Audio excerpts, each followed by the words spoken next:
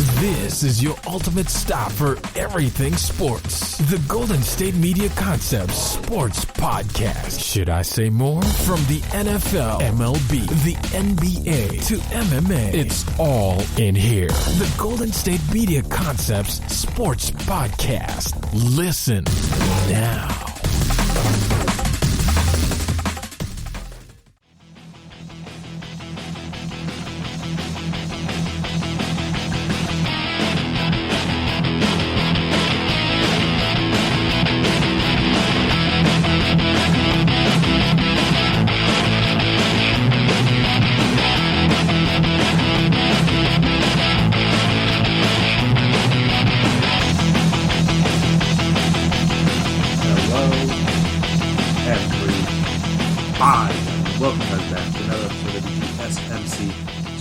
Podcast presented by GSMC Podcast Network. My name is Chris Blades, and before I get started today, I want to make sure I take the time out to remind you, as always, if you haven't already, subscribe to the podcast. Make sure you never miss an episode.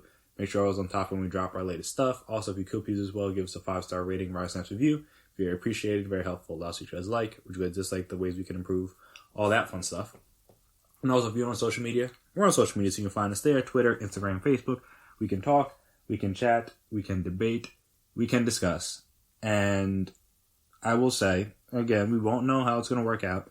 We don't know exactly what's going to happen. But I want to give the Bucks credit for, trying to make sure Giannis stays. Now, I would like to think you're not going to trade, 5 picks, or the chance to 4 or 5 picks for the Pelicans. If you didn't get some sort of commitment or the idea of a commitment from Giannis in terms of the fact that he will be with this team long term and won't leave in free agency or anything like that, because if not, then if he left, they were screwed regardless, but now you got no first round picks, you'll be super screwed. So there is that. Now we will have to see if what that means and how it plays out and how it works, because again, at this point in time, we don't really know anything because, again, it's before the season started. Nothing's happened yet. So it's just all speculation. But, like I said, if things don't go right, I don't know exactly what level they'd have to be at in terms of to secure Giannis's, to make sure Giannis stays, where they have to get to. But I imagine it's further than they got this year. So, like I said, in order to try to do that, they have added some pieces that they hope could potentially at least push them to the conference championship again, maybe even the finals, maybe even win the finals. So, one of those names in trying to secure, I guess we can go through both of them because, since they're both completed now, you can just, couple them together.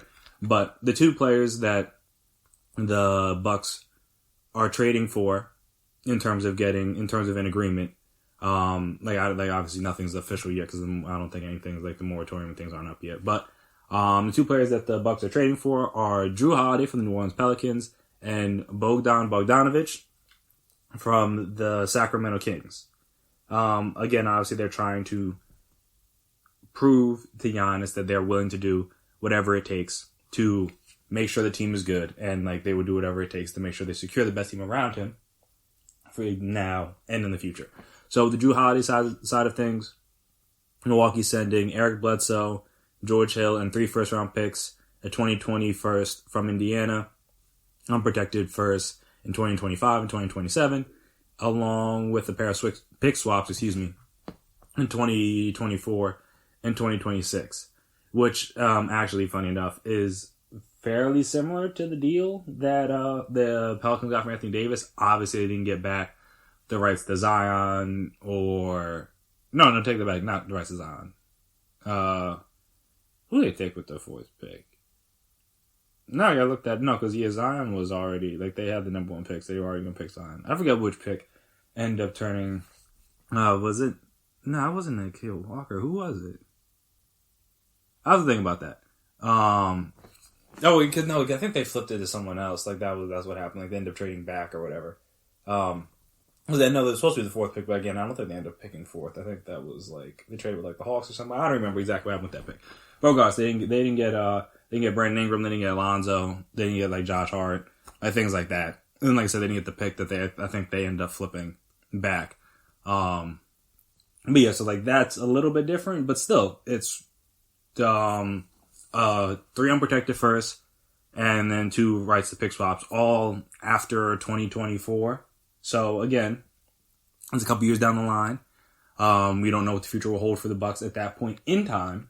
Again, obviously in the immediate, they should be a very good team, but down the line, you don't really know what's going to happen, and if Giannis will still be there, if he'll be traded by then, if he'll, like I said, if he will walk in free agency next year, like you really don't know what's going to happen by then. But regardless of that, the Drew Holiday get for the Bucs is a very good one because he's 30 right now. He's made a couple all defensive teams. He's regarded around the league as one of the most underrated players and one of the better defenders. And two-way guards, he averaged 19 points and 6.7 assists last year. And he's only on a 1-year deal technically because he has a player option, but he'll probably opt out because why wouldn't you? But yeah, so in terms of upgrades, I do believe he's an upgrade over Drew Holiday. I mean, not Drew Holiday, he's Drew Holiday, over Eric Bledsoe and over George Hill. So in that aspect of it, you got better there. Like I said, you get a more consistent, in theory, offensive player. Again, we haven't seen him a lot, especially not deeper into the playoffs. So obviously, his one shining moment, as is the Pelicans' one shining moment in the playoffs in the last how many ever years, was the series where they swept the Blazers, and he was a big part of that, helping lock down Dame and all that fun stuff. So, and doesn't have a whole lot of postseason success. I forget if I imagine he was on some playoff teams with the Sixers earlier in his career. But again, doesn't have a lengthy, it's not a lengthy track record of playoff success. So there is that. But still, it's a very solid get. Like I said, I think he improves your defense, which I mean is always solid, but he's a better defender than Eric Bledsoe. Oh well, I'm not saying Eric Bledsoe is a bad defender, but I think he's a little bit better than Eric Bledsoe.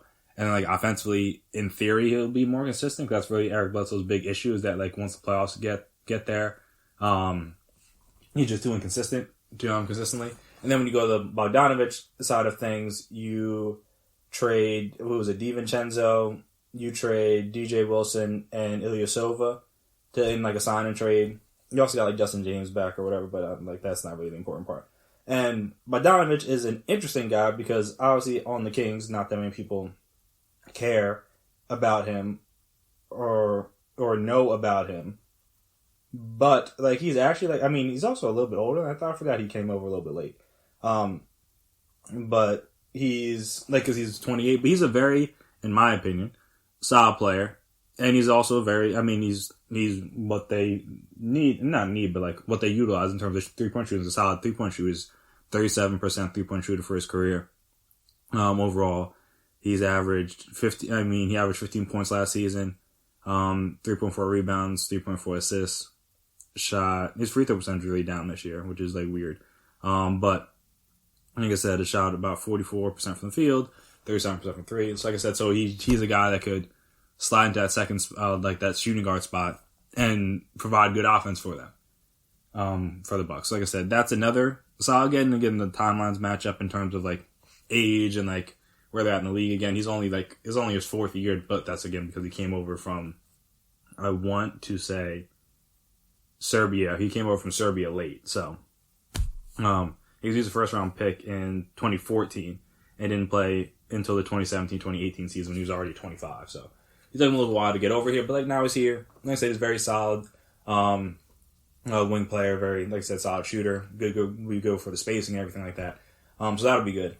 But I know when these trades went down, people are how good is the Bucs starting 5? I think it was Kendrick Perkins said on the jump today that they maybe have the best starting 5 in the league, and I'm let's slow it down here because again we have to see if James Harden gets traded to the Nets. Because if he does, then come on. But again, we'll have to see how that plays out. The only thing I will say for the Bucs is that the issues that existed before this trade or these 2 trades still exist after, and that issue is regarding one, Giannis and whether or not he's going to be there, and 2, the fact that his style of play is still not conducive to playoff success. In terms of you can't have your best player basically unable to get the ball. at late in games. Now again, having a guy, and not that Drew Holiday's had to do a whole lot at the end of games over the course of his career, but again, he's still a solid player. I'd probably trust him with the ball more than I would trust Eric Bledsoe. Personally, I know Bogdanovich has taken quite a few late game shots, if I remember correctly, for the Kings. Like, they've drawn up some plays for him. So, again, there's another option for you to go along with Chris Middleton, obviously. But still, it's going to come down to Giannis. Like I said, that's been the issue in the playoffs for them the last few years. It will continue to be the issue for them until he gets things figured out. And that's just because he can't have the ball late in games because he can't shoot, and his free throw shooting, unless that improves drastically, is too shaky for you to like consistently have the ball in his hands late in game. Plus, he's like not a great creator / facilitator of the offense. Again, he can drive and kick out things like that, but he's not going to go down, like break down the defense, like get into the teeth of the defense, like a LeBron or like a Harden wouldn't like dish it out to guys. Like, that's not his game. Like, his game is be big and strong and long and athletic and drive and like dunk over people or like get fouled or like whatever. Like, that's not like, he's not a guy who's gonna like, you can just give him the ball at the top of the key and it's like, hey, get us a bucket or like get us a good shot. Like, that's not Giannis' game. And like I said, that's still going to be the issue with the Bucks. Now, like I said, Drew Holiday's better than Eric Bledsoe or George Hill in my opinion. And Bogdanovich, I think that's probably, if it's not about the same, it's probably an improvement over like Wesley Matthews. So there's that. But still, I'm just saying, like, this doesn't really change a whole lot for me in terms of like where the Bucks are at. Like, if you thought the Bucks were going to be good this year, you still think the Bucks are going to be good. So it's not like they got like, oh, now they're like a title. Like, again, they already were a title contender. They have the back-to-back MVP. So nothing about their trajectory changes with these two trades. Obviously, it's just different parts, and I respect that because then you can't just keep running back the same team. Like, that's what I hate in sports, just like stagnation. Like, if we realize that, hey, this team is not good enough to get over the hump, like, let's not keep like trying to fit a square peg in a round hole and just like, hey, we're gonna make this lineup work, or just make this roster work. Like, if it doesn't work, it doesn't work. Like, we gotta make some changes. And also, again, you could argue one of the changes that they could have made that they weren't going to, obviously, but one of the main issues is Bud and his rotations and like his lack of adjustments in the playoffs. Like, that's also still there. So again, the Bucks as an organization had to do what they had to do to show Giannis that they're like, hey, look, we're willing to put as good of a team around you as you can. Like I said, because you don't want him to leave like LeBron left Cleveland and like KD left OKC. Like, you're not hoping that you're like the third team and something like that. So you gotta do whatever you can to show him that we're willing and able to put a good team around you. Like I said, I don't really know how much it changes things for them. Like I said, they were a good regular season team last year. They were a good regular season team 2 years ago. And it didn't manifest into anything. It's like I said, does this make them a better playoff team? And that's really what it comes down to. Like, will like the lineup of Drew Holiday, Bogdanovich, Chris Middleton, Giannis, Brook Lopez, like, will that lineup be better in the playoffs than it was in previous years with like Eric Bledsoe and Wesley Matthews and George Hill and those kind of guys in there? Because if you think so, all right, then this is a great trade.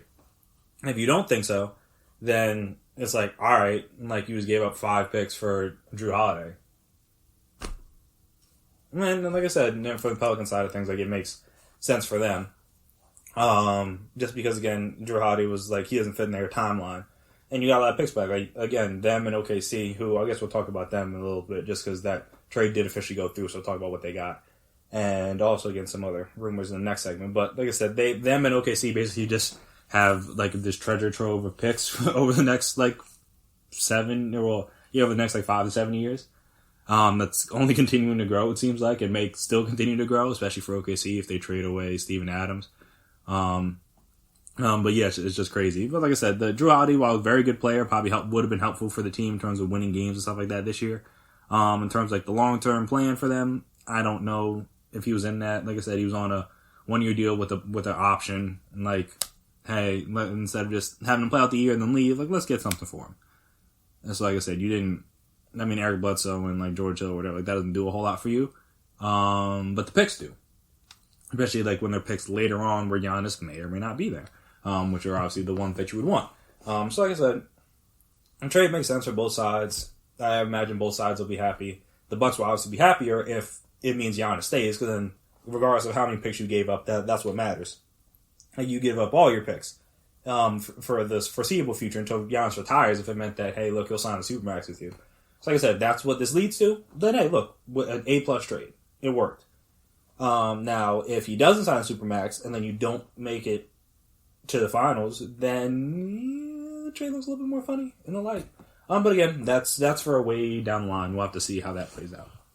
And with that, but like I said, some of their issues that were, like I said, prevalent in the playoffs are still going to be prevalent next year. So that's the only thing that would worry me about giving up all this stuff for Drew Holiday, is the fact that we're still gonna have issues with Giannis handling the ball and Coach Bud with his rotations. Like that, those trades don't fix that.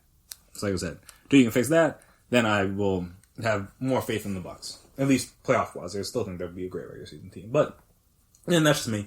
Everybody feels a little bit differently about the trades and things like that. But like I said, for me, the trades make sense. They work. Like I said, unless they fix other aspects of their team, I don't really know if the changes like how far they'll get or like people's belief in them. Because like I said, at this point, the Bucks are at a prove it stage. Like they've been good in the regular season for 2 years or for longer, but like over the past 2 years, Giannis has won back-to-back MVPs, and they haven't even gotten to finals appearance to show for it.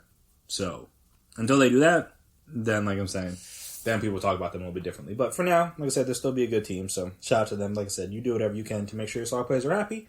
And that's what they did. So can't knock them for doing that. So speaking of star players that are happy, on the next segment, like I said, we'll talk about the situation down in Houston where their star players seem less than thrilled, and how the Houston Rockets may be okay with that. And like I said, we'll talk about that. And also, like I said, we'll run through the Chris Paul trade real quick, because obviously that got finalized. Obviously, we didn't know he was going to the Suns, but like it got finalized he was going to the Suns. So we'll just talk about that and like what OKC got back from that. So we'll discuss those right after the break. Stay right there.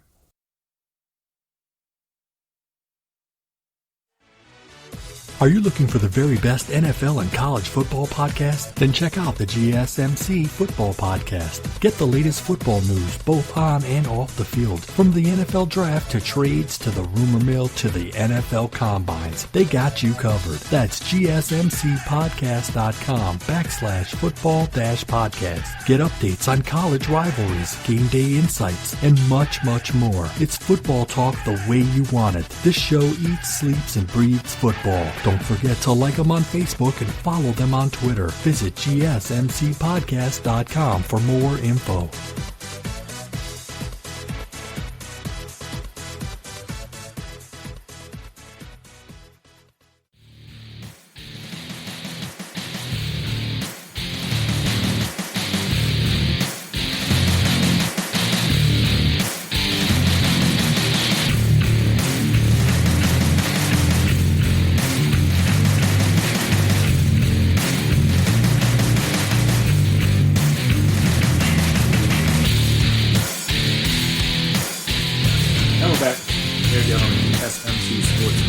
Directed by GSMC Podcast. Now, like I said, I just wanted to touch on the Chris Paul trade real quick because it officially went through on Monday with the final details and everything. Obviously, the rumor over the weekend was that, he'll be going to the Suns, or I think it was like either late last week or over the weekend that he's going to be going to the Suns, he's going to be going to the Suns. And then like everyone was like, oh, that's kind of weird. But like I said, I kind of, once I thought about it, I was like, hey, as long as the Thunder get like Oubre back or like Johnson, which they got one of them back, I was like, okay, I can see the trade going through. So it officially went through. Well, not officially went through, but like it was announced on Monday, and then I guess it'll officially go through it at some point this week. So they sent Chris Paul, the Thunder sent Chris Paul and Abdel Nader to the Suns for Kelly Oubre, Ricky Rubio, Ty Jerome, Jalen Leck, and a 2022 first-round pick from the Suns. This now reunites Chris Paul with his coach, Monty Williams, from his time in New Orleans in 2010-2011. That team made the playoffs that year and lost in the first round.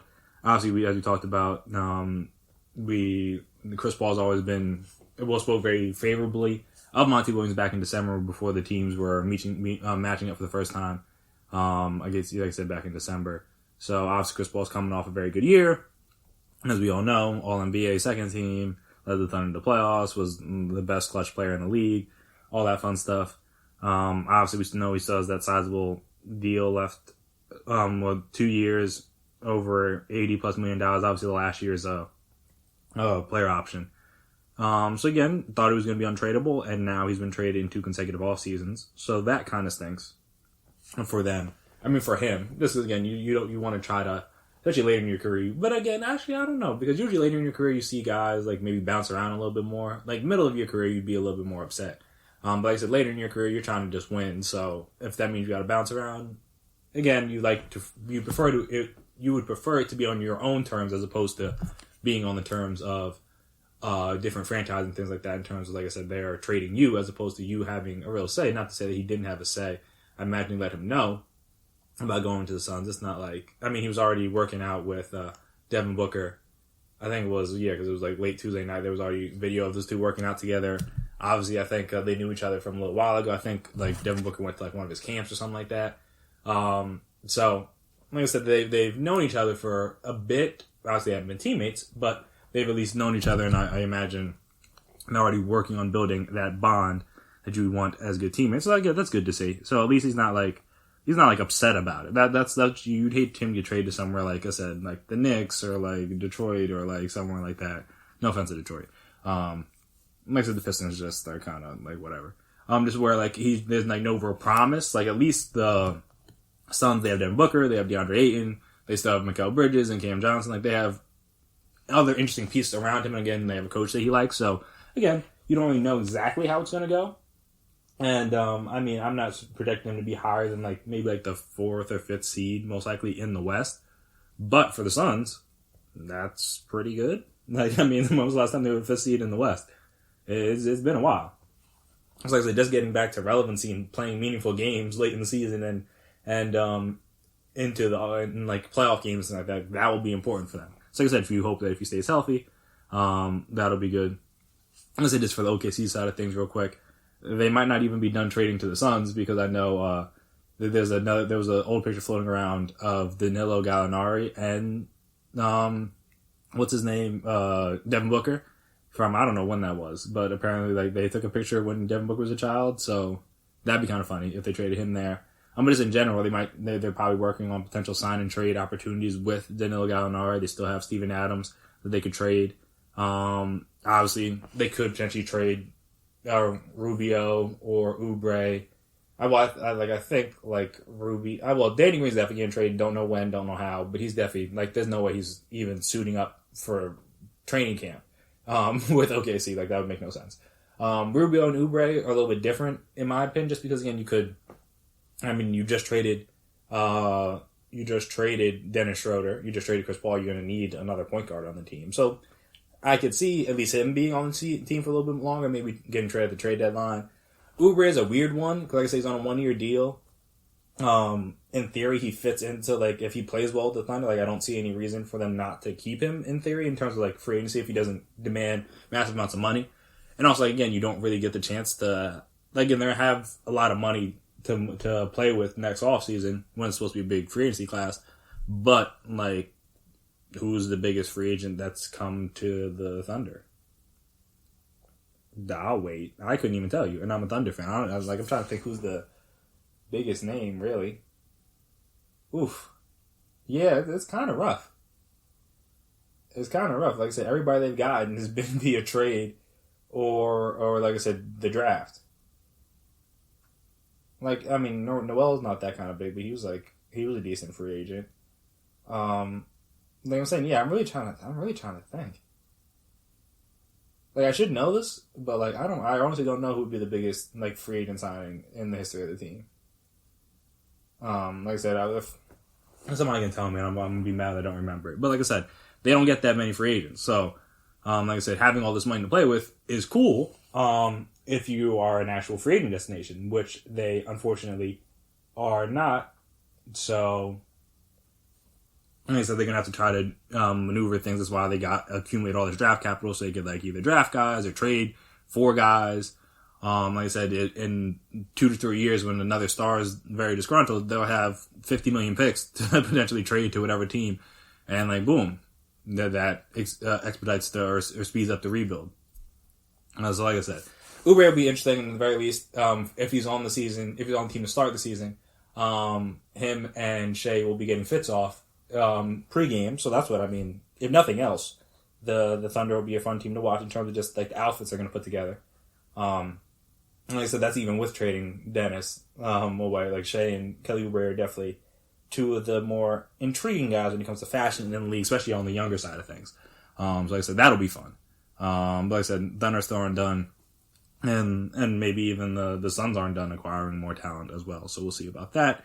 Also, before we get into the Rockets stuff, well, I guess this kind of ties into Rockets, but they traded Covington to the Blazers for I think 2 first-round picks and Trevor Ariza, which, again, that's why this Harden deal is going to be really interesting if it goes down, because if Robert Covington can get 2 and Drew Holiday can get 3 unprotected picks plus 2 pick swaps, like, how many picks are you trading for James Harden? Or how many picks would you be willing to, would the bidding start at if you're the Rockets, like I said? So then they traded, the Rockets traded Covington to get Ariza back, because apparently, not apparently, but him and Harden are cool. So hey, bring your friend back, but also he's worse than Covington, so how does that help our team? But for the Blazers, shout out to them, it helps them. I know their projected starting lineup is Dame, CJ, obviously, Covington at the 3, Zach Collins, and Nurkic. And the biggest thing for them is they haven't had a good defender on the wing that is also been a solid offensive player. Like I said, they had Aminu and they had Mo Harkless in the past, and this past year they had Melo. Like I said, with Covington, you have a guy that can defend the wing pretty well. Again, he played almost like center sometimes for the Rockets on defensively. He was protecting the rim for them. And also, like I said, especially in the playoffs, he shot the 3 fairly well in that OKC series.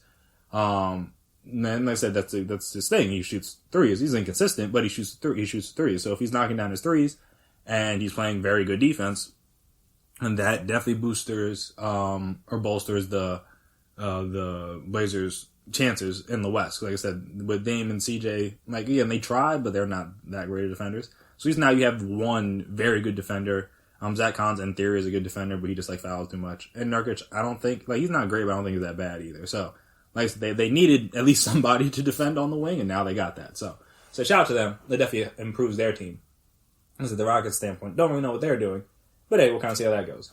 Speaking of not knowing what they're doing, it is going to be curious to see what they do with this whole Harden and Westbrook situation. Because from all reports and all rumors and things like that, it sounds like he wants to go to the Nets.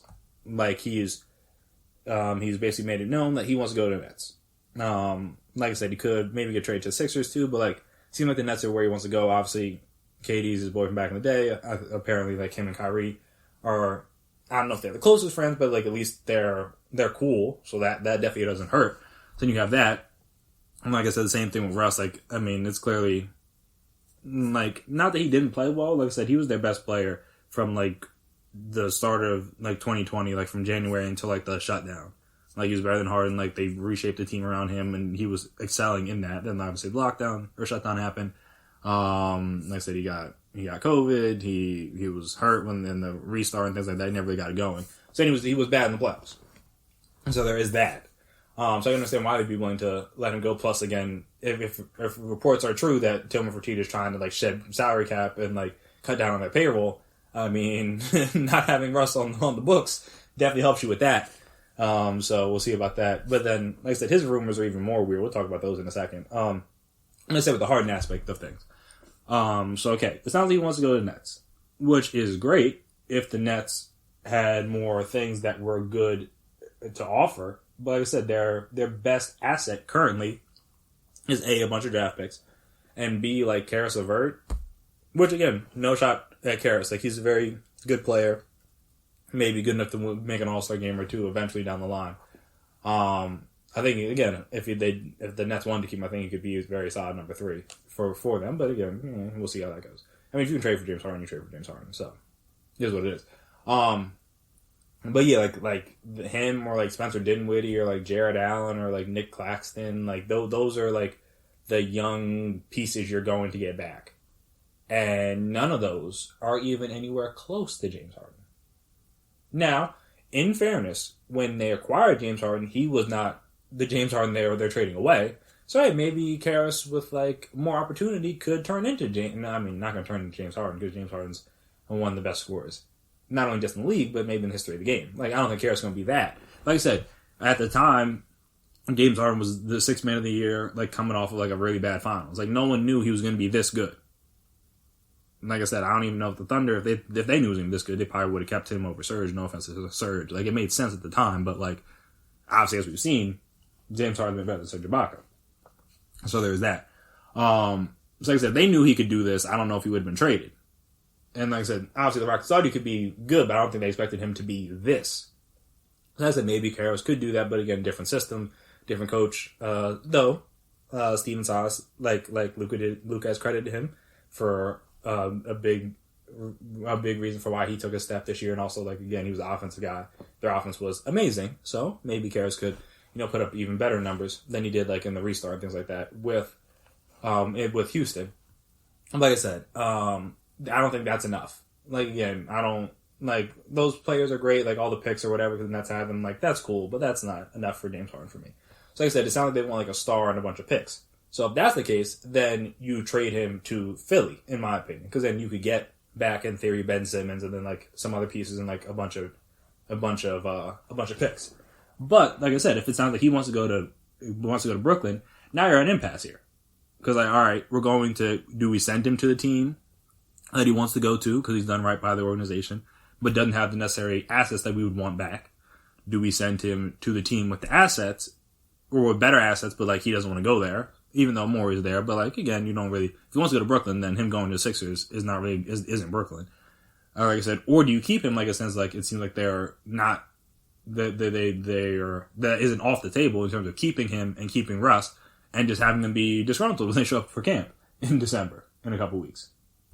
That's not off the table because again they're under contract. Like what are they going to do? Not show up and not play? Like there's no rush to trade them, in my opinion. Like I said, I don't think organizations always have to bow down to the trade demands of players because again you're under contract. Like what are you going to do? Not play? All right, then don't play. I'm that serious. Like I said, even with Russ, like I said, same thing, where like he's apparently on the market, but obviously his market is a lot more diminished than James Harden is. People definitely do not want him the same way that they want Harden, which is completely understandable because he's not as good. And also his contract's worse, and he gets hurt more often. So there is that. So like I said, they're talking about like potentially trading him to Washington. Like there was a rumor out there for John Wall, basically trying to recreate the Chris Paul trade, which would be kind of funny in hindsight, just because they realized like, ooh, we probably made a mistake there. So let's like try to rectify that and trade for John Wall. Like I said, a bad contract for a bad contract, and hope that the guy that was hope that John Wall stays healthy. And maybe that entices Harden to stay. I don't know. So the Knicks don't really seem like they're that interested anymore, which again I get because like why, but like the Hornets kind of do, but I think that's mainly like the Jordan tie with it. But like I said, even then, like who am I getting back from Houston? And again, you maybe not have to trade as much because it's Russ, but like it's still Russ. Like he's still an all-star, still an all-NBA caliber player. Like you're not just going to trade him for nothing. So like I said, who are you getting? Like, do you really want Terry Rozier or like Nick Batum's contract? Or like Miles Bridges, like Malik Monk, like who are you getting back from the Hornets? Like obviously you get picks and stuff, but like who are you getting back from the Hornets that makes it worthwhile to trade Russell Westbrook? So like I said, that's kind of where the Rockets are at right now. It's like, all right, do we trade these guys that don't really want to be here just because, or do we like keep them in terms of like, hey, look, you guys can be upset in the beginning of the year. We'll try to figure out something as the season goes on, blah blah blah. Like maybe because like I said, it's not like they need to get a deal done today or tomorrow or the next or like this week. Like they could. There's no rush for this. Obviously, there's rush because the season's about to start. But like, there's no rush in theory. Like you don't need to get it done right at this moment. But at the same time, like it's just like, do you want to deal with them being upset? And if you can deal with that and you can live with that, then hey, look, bring them to training camp. Like who cares? Like why are we trading you? Like there's never really been any indication as to why they would trade them. Other than the fact that, like, hey, they don't want to play here anymore. Which, all right, like, a lot of people don't want to be where they're at. That doesn't mean you just get rid of them. So, like I said, that's just me.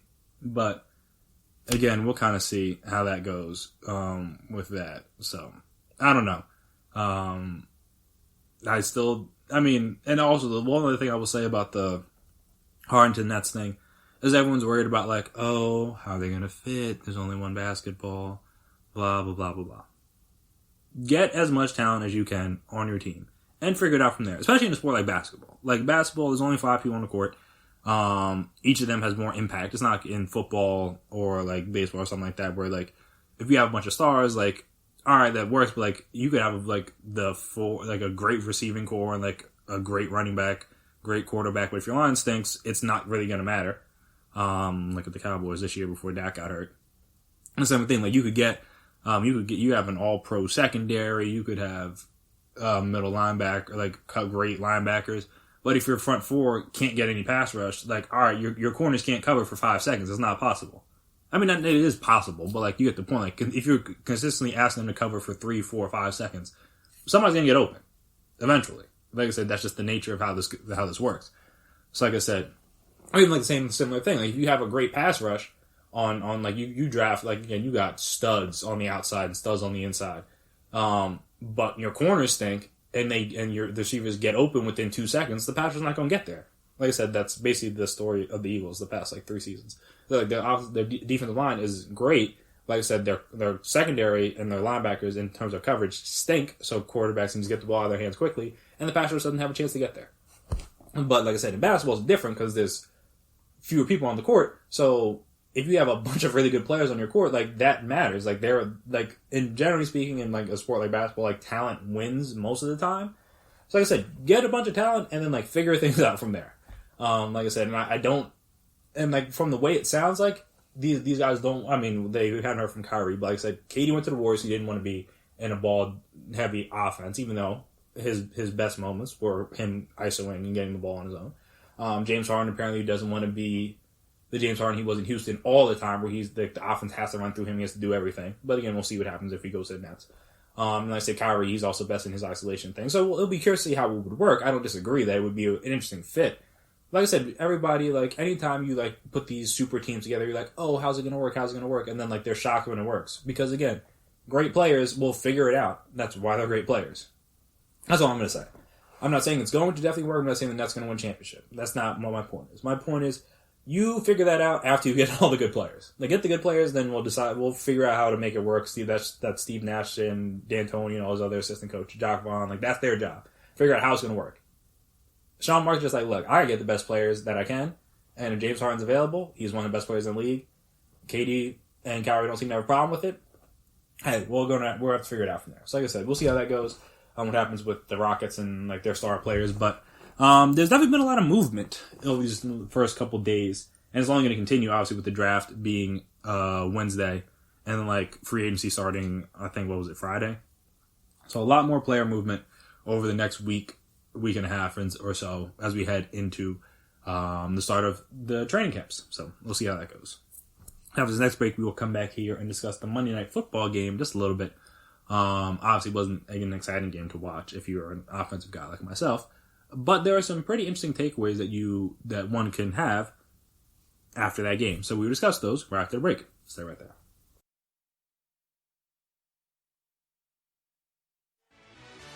Check out the show that's built on the MMA. From the UFC to extreme cage fighting, they got the fights covered. Check out the GSMC MMA podcast. Get the latest news on past or upcoming fights. Join us as we talk to and about some of the biggest names in the MMA, past, present, and future. When it's the fight game, there's just one show to check out. GSMCpodcast.com/MMA-podcast. Don't forget to like them on Facebook and follow them on Twitter. Visit GSMCpodcast.com for more info.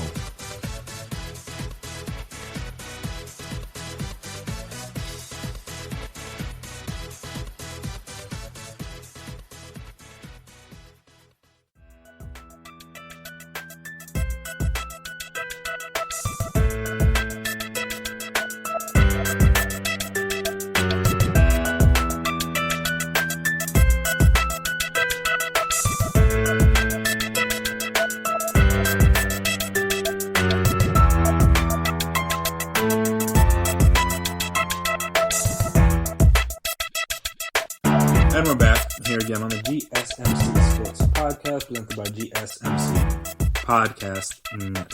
So, Monday night game, Minnesota versus Chicago. Like I said, if you were an offensive guy, this wasn't really the game for you, unless I mean, let me not say that, because the Vikings were at least able to put up some yards. Next to Justin Jefferson, had himself a great day, 8 for 135. Adam Thielen caught 2 touchdown passes. So again, it's not like there wasn't any points scored, but like again, 19-13, a bit of a defensive struggle. Offense is not really being able to do a whole lot. Like I said, Dalvin Cook was kind of crowdy.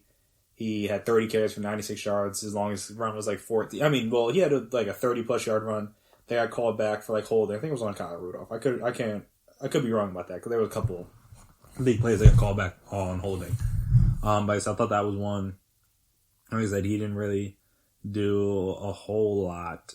And then like the Bears are the Bears, so there's that. But yeah, overall, a solid win for the Vikings. They got a 19-13. And like I said, this is a interesting spot the Vikings now find themselves in. Because, well, we'll talk about the game a little bit in a second, but now they're at 4-5 after being 1-5 after losing to the Falcons, which again, you lose to the Falcons, people questioning how bad you are. But then they beat the Packers, they beat the Lions, now they beat the Bears, so now they're 4-5. And like I said, you look at the rest of their schedule, it's not that bad. Now again, they play the Bucks, they play the Saints. Should probably lose those 2 games, but they should have lost to the Packers. In theory, like I said, if you're just doing the matchups on paper, like they should have lost to the Packers, but they didn't. And I said that outside of those 2 games, they play the Cowboys, who stink. They play, well, though Andy Dalton might be back, so maybe they'll stink less, but again, you never know. They play the Panthers, they play the Jags, they play the Bears again, who, again, they just beat, and then they play the Lions to end the season, who they've also beaten. So, like I said, that's 5 winnable games, and now we're talking about them maybe getting towards 9 wins, and then if you win those 5 games, which again is going to be, I would be, not say I would be shocked, but again, that's hard to imagine they're going to win all 5 of those games. But like I say, you're potentially looking at yourself, if you sneak out one of the Bucs Saints games, which, I mean, the Bucs almost lost to the Giants, you never know. Any given Sunday. Shout out, Jamie Foxx. But yeah, if you win one of those games, now you're talking about potentially like a 9-win season. And if that happens, then, like I said, maybe you could sneak into the playoffs. Especially if they do the 18 thing, because again, more people are coming down positive with COVID and things like that. So again, you don't know if the games are going to get canceled.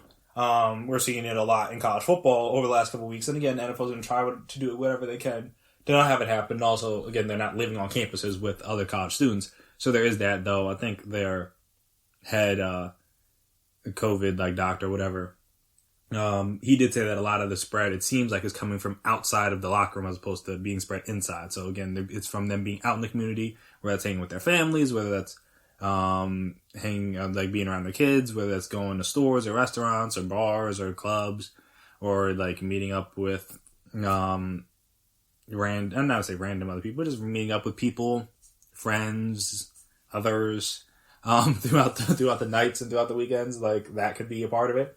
So like I said, I'm not going to say games will get canceled or anything like that, but I mean, with the way that college football is trending, it's hard to imagine that no more NFL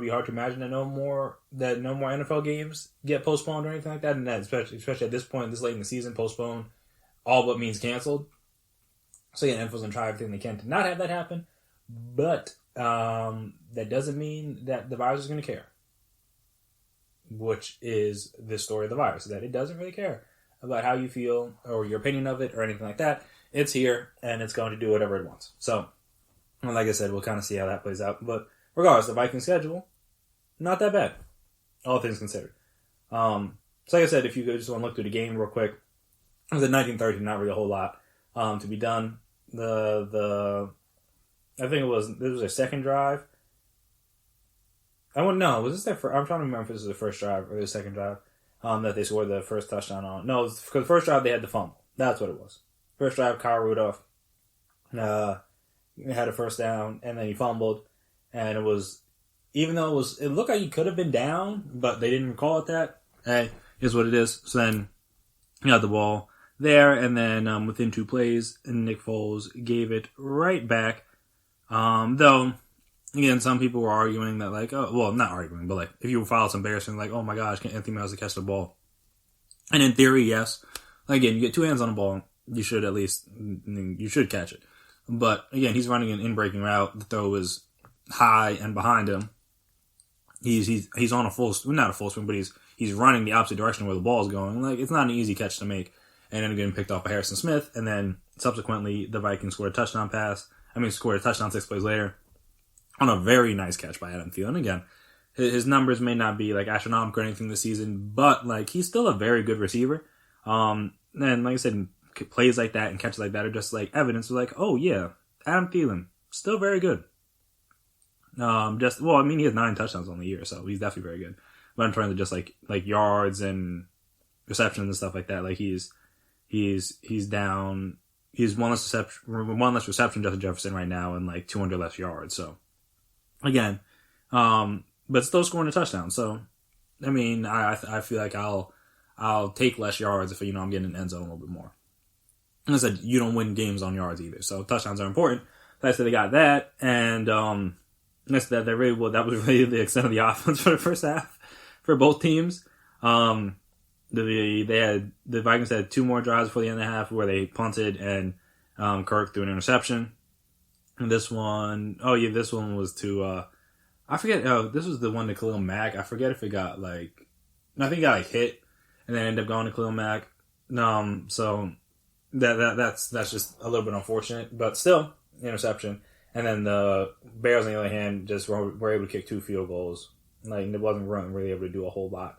And then the second half comes. They start the half with a touchdown because they kicked it to Cordero Patterson. Kicked it to Cordero Patterson. For what reason? I can't tell you.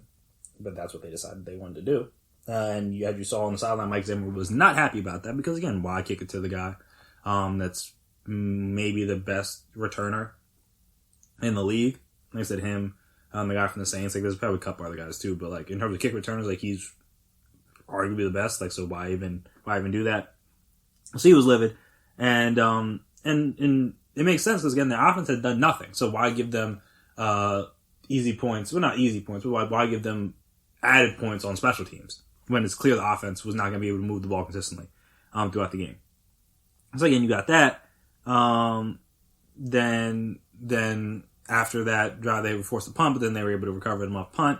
The Vikings were able to get a field goal off of that, so now it's 13-10. There's a bunch of punts back and forth.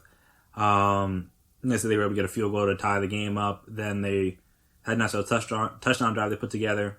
963 yards, another touchdown pass to Adam Thielen. So now they're up 19-13.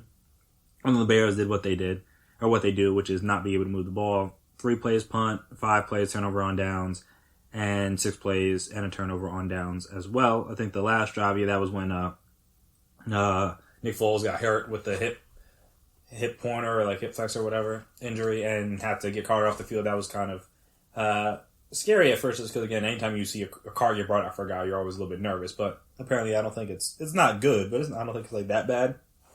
But yeah, from the Bears standpoint, like if you were hoping like, oh, our issues are just Matt Nagy, and once Matt Nagy is gone, all our problems will go away. Not true. That is not at all what happened. Your problems are still very much there. In fairness, I believe they were saying Bill Lazor, he wasn't really going to put his imprint on the offense until the bye week, which is coming up for the Bears. But still, like, their offense did not look any better with someone different calling the plays. It looked exactly the same. The quarterback play is still shoddy, though.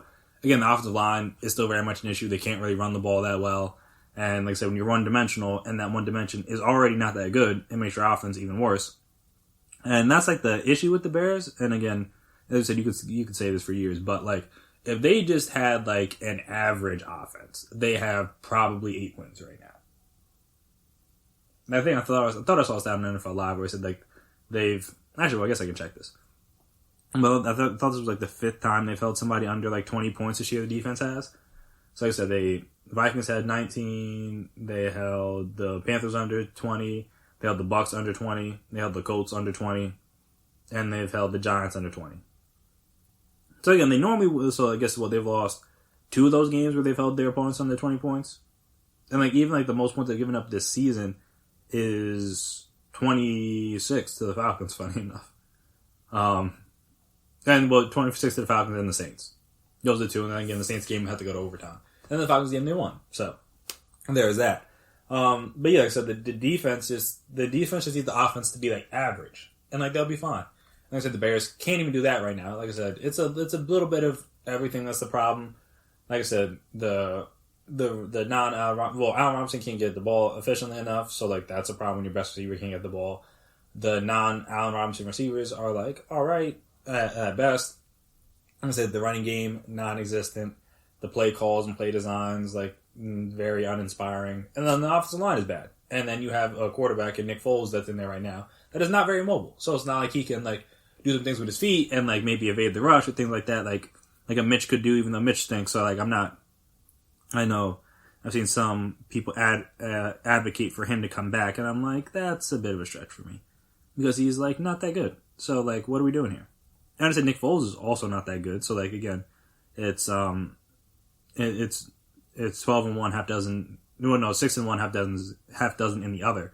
But still, it's like none of these people are that good. So like, what are we doing here?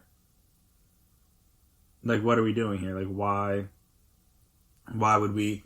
Like I said, why are we going back and forth with the quarterback? Both these guys think. Like, what? Like, just ride out with Nick Foles and hope like the offensive line starts playing better. Like, that's really what your best bet is at this point. But again, maybe that is just me. So like I said, see what happens out of the bye for the Bears because they need to figure something out on offense. Because if they don't, then like I said, they were once 5-1. They are now 5-5, and it could get uglier for them because out of the bye they get to play the Packers in prime time. That's fun.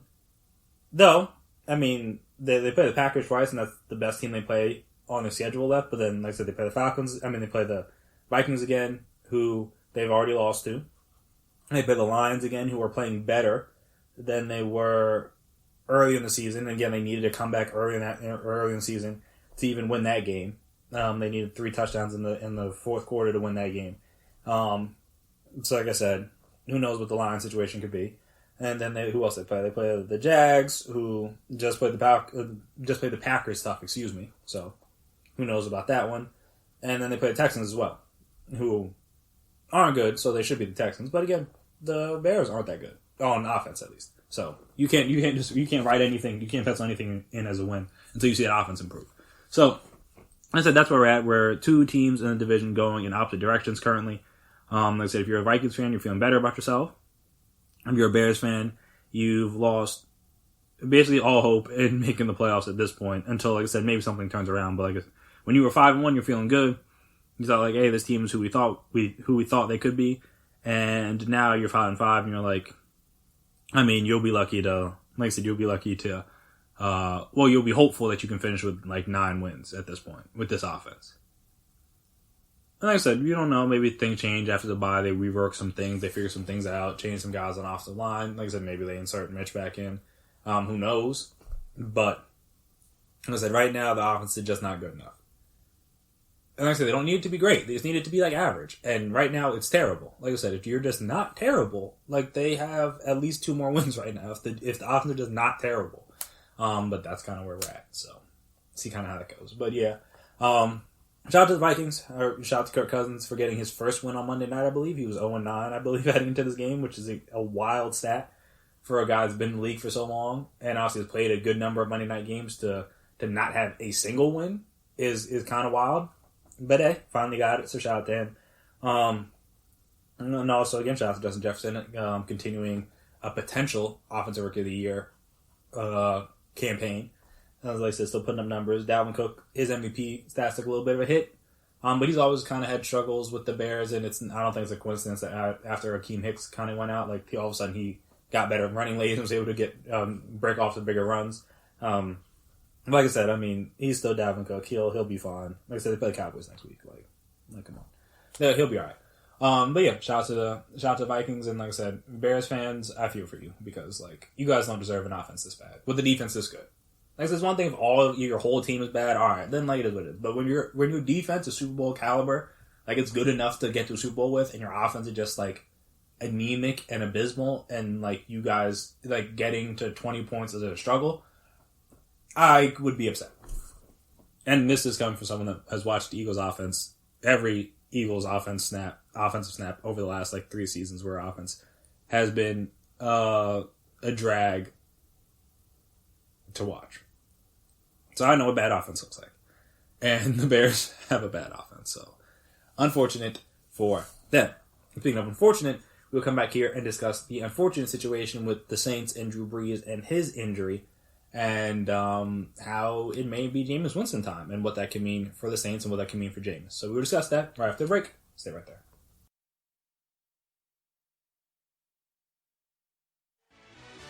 Are you looking for help for your fantasy football team? Check out the GSMC Fantasy Football Podcast. Get today's best advice on who to start, who to sit, even who you should draft. From sleeper picks to red hot lineups, they got it all covered for you. That's GSMCpodcast.com/fantasy-football-podcast. We'll cover traditional leagues, dynasty, PPR, even IDP leagues. When you need fantasy help, there's just one show to hit up. Don't forget to like them on Facebook and follow them on Twitter. Visit GSMCpodcast.com for more info.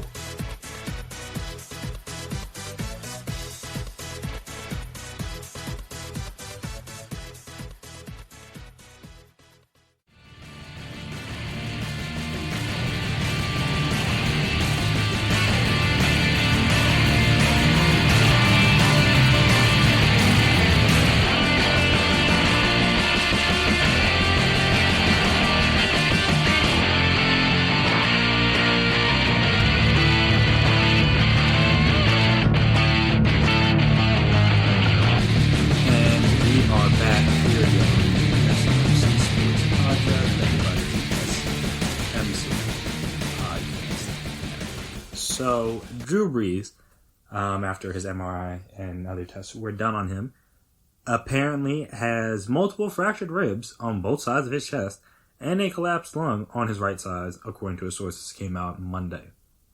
Brees is unsure how much time he might be forced to miss before returning to start for the Saints. The source said Brees is suffering from 3 fractured ribs on his left side and 2 on the right side, possibly more, according to the source. Doctors have cautioned Brees to be especially careful with the damage to his lung. That makes a whole lot of sense. The 2 broken ribs on the right side occurred in the first half of the Saints' victory against the Niners, a game that backup Jameis Winston finished after Brees determined he could not play in the second half because he had difficulty breathing. Seems like a good reason. The 3 fractured ribs on the left side are believed to have occurred last week, which is interesting. That's a new development, because obviously I don't believe. I could be wrong. Again, I don't follow everything Saints, but I could be wrong in saying like I didn't think he had any like injury designations heading to this game. But again, who knows? And like I said, could be wrong about that one. So like I said, if I am, please correct me. But yeah, so apparently he had 3 fractured ribs on the left side that occurred in the game against Tampa last week. They did not show up as such on the X-ray performed at the time, possibly because of inflammation, but they were clearly seen on the CAT scan performed Monday, so that's an interesting development. He was already playing with fractured ribs. That's definitely not good. Doctors performing the evaluation believe the right side fractures might have punctured the quarterback's lung on Sunday, creating a pneumothorax. I'm going to go with that. That is what caused Brees' difficulty breathing, and the game resulted in him informing head coach that he could not play in the second half. Brees will send his scans to other medical specialists for a second opinion as he seeks to determine the full scope of his injuries. The opinion of additional doctors will help the Saints determine whether Brees should be placed on IR, which I mean he should be, a designation that will result in him missing at least 3 games. The most optimistic timeline for return is 2 to 3 weeks, but the people involved are prepared for it to be longer. A source told ESPN's Dan Graziano, it will depend on how long Brees' injuries take to heal, which varies from patient to patient. And also, he's a little bit older, so I don't know if that'll make it any longer, maybe even quicker. Who knows? And when the Saints are, and also it'll be important when the Saints are convinced he'll be able to take a hit without risk of re-injury, because obviously that's what's most important. And obviously they want him back for the playoffs, but like you also don't want him to get injured again. So that's what is again most important, is that he doesn't go back in too soon and then end up getting himself hurt again, because then that's worst case scenario for everybody involved, because like that does no one any good at this point in time. So like I said, at the very least, you want him to be back for when he's needed most, which is the playoffs. So like I said, if you don't do that right or don't treat the injury right, like I said, then you got bigger issues on your hands. But yeah, this is obviously not new. They had to deal with this last year with him, where he missed 5 games. I think, what was it, like a thumb injury, and they needed Teddy Bridgewater to step in, and he did. He finished 5-0. The only game they lost with him playing was the one that he came in. I think it was at the Rams game last year. I think that's the only game that they lost with him in there, which is kind of interesting. But again, he was as a starter, he was 5-0 again when he had to come in for the substitute. Like, yeah, Teddy just looked, if I remember that game correctly, he would look off. Which again is what you would expect from a guy who hasn't played, and did not take any real reps, and was subbing in for a guy. So, like I said, they're going to need Jameis to play the role of Teddy Bridgewater this year, which is again why they signed him. In terms of being able to steer the ship while Drew Brees is recovering from his injury. Yeah, and we'll see how that goes. We'll see how successful he is or isn't. But that will be what's important, is can he steer the ship as like I said, Drew Brees recovers. So, if you look along the Saints' schedule, at least their upcoming schedule over the next, I guess we'll go next 4 games, I want to say, because if he goes on IR, then he'll have to miss at least 3. But like I said, it's about to be Wednesday, so we'll see if and when he does go on IR. So, over the next 4 games, they play the Falcons twice, the Broncos, and the Eagles. None of those teams are good. 2 of them are in the division. Obviously, the 2 Falcons games. So we don't know about how that's going to go, because obviously the division games are always a little bit tougher. The Falcons, while being a bad team, aren't like absolutely terrible. They just found again, they could easily have 5 or 6 wins at this point in time if they could just close games. So again, they're not completely terrible, but they're worse than the Saints. So there's that. The Broncos, I mean, they're not that good. They're the only thing you have to go to Denver, which is unfortunate. But like I said, the Broncos aren't a good team. And then the Eagles aren't a good team. But again, you have to go to Philly, so it's going to be outside, probably going to be cold. But the Eagles aren't a good team this year. So that's a game that, in theory, that you should be yeah, we should win that game. As I said, there's a legitimate case to be made that over these next 4 weeks that they may not need Drew Brees for, they should win all those 4 games, even with Jameis starting. Like I said, you got 2 games against the Falcons, 1 against the Broncos, 1 against the Eagles. Those should be 4 wins. And like I said, get him healthy, because they play the Chiefs on December 20th. So again, I'm not trying to rush him back or strategize when or how you should handle his injury. Because again, if he's hurt, leave him out until he's healthy. If he's healthy, then bring him back sooner or later, whatever. Again, like I said, that's why I'm going to the specialist to see if it can be shorter or longer than the timeline originally was planned out to be. But my point is that over these next few weeks, they should be fine, you would think. Like I said, if their defense continues to do what their defense has been doing, and that is playing well, and like I said, they've definitely picked up the slack over the last, or they've definitely picked up their game over the last few weeks. And then obviously, like you saw, they dominated the Bucs. The Niners are the Niners. Like I said, they've been getting better as the season goes on. They were definitely, it was definitely a little rough for them early in the season. Like I said, they've gotten a little bit together. So if they can keep playing that way, getting after quarterbacks, creating turnover, things like that, and I said they'll be fine over these next 4 weeks, you would think. And then, like I said, you just need Jameis to not be Tampa Jameis, which again, we don't know what he's going to look like, because we haven't seen him. We haven't seen him play with the new eyes. Like I said, that may or may not have been a major cause for his turnovers was like the fact that his eyes were not what they needed to be at. But like I said, we've seen this scenario before with Teddy, and also I guess why I think it's a little bit of a good thing. It's not a good thing. Drew Brees got hurt, but it's a good thing that Jameis got some game action this weekend.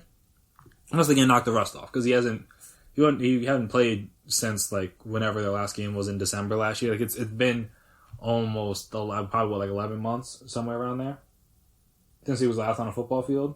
So again, you want to again knock some of that rust off and get him back in the swing thing, getting used to making throws, taking hits, and now he'll have the full week of practice to prepare for. He'll have the full week of practice to prepare with the new ones.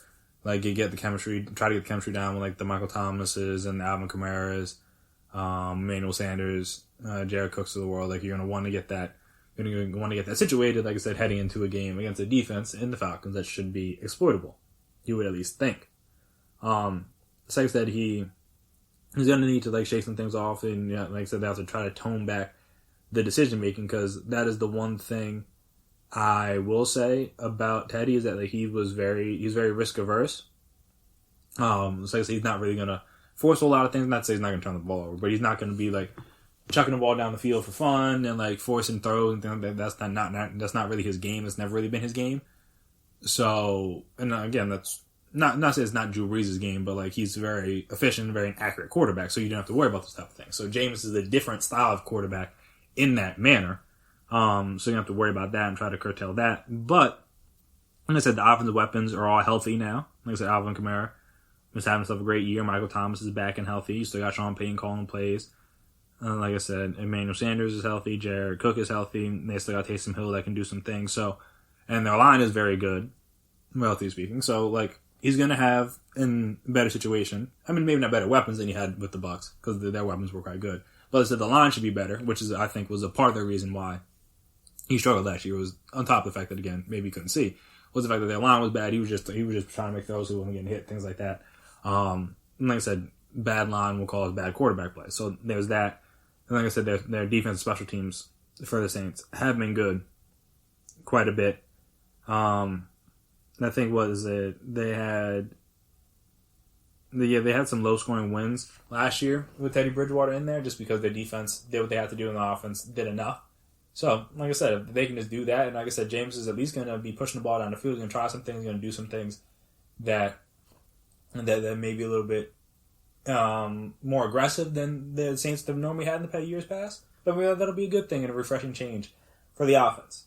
And then it's not like he hasn't played games before. Like I said, has had a lot of starts with the Bucs. Now, do you turn the ball over a lot? Yes. So you're going to need to kind of scale that back a little bit. But, like I said, he's played a lot of football, so he's not new to this. It's not like he's throwing in a rookie or an undrafted guy or like a back that only has like 2 career starts or whatever. Like, you're throwing in a guy that's had a lot of starts over the course of his career. Plus, he's going to, like, the reason why I believe he went here was because in case this kind of thing happened, he was going to be able to showcase his skills, showcase that, hey, look, I'm not the 30-30 Jameis. I'm a better, improved version of myself. And with that, I can potentially lead your franchise next season. So like I said, these games are going to be important for Jameis in terms of his future prospects if he wants to get another chance, another crack at a starting job in the league, at least next year. Like I said, he's still young enough to where he'll probably be able to start again at some point. But like I said, if he wanted it next year, this is going to be as good of a chance as he's going to get to showcase himself and showcase his ability over these next couple games. And then plus, like on top of that, they still have the Taysom Hill thing, so they utilized him a lot the past couple of weeks, and they will continue to do that as well. Though, I am kind of intrigued to see if they will almost utilize, like, you kind of in theory have to utilize him, a little bit less, only because, like, you can't have your backup quarterback get hurt because you're doing some fancy, like, plays. Not that the Taysom Hill plays are, like, fancy, but, like, you get the point. Like, you're trying to be creative and, like, oh, we'll use him as, like, a running back and, like, a tight end and, like, a receiver and, like, a kick returner and, like, a gunner or whatever. Like I said, you can't have your backup quarterback get hurt. Because then, like, what happens if something happens to James? Now you got no quarterback left.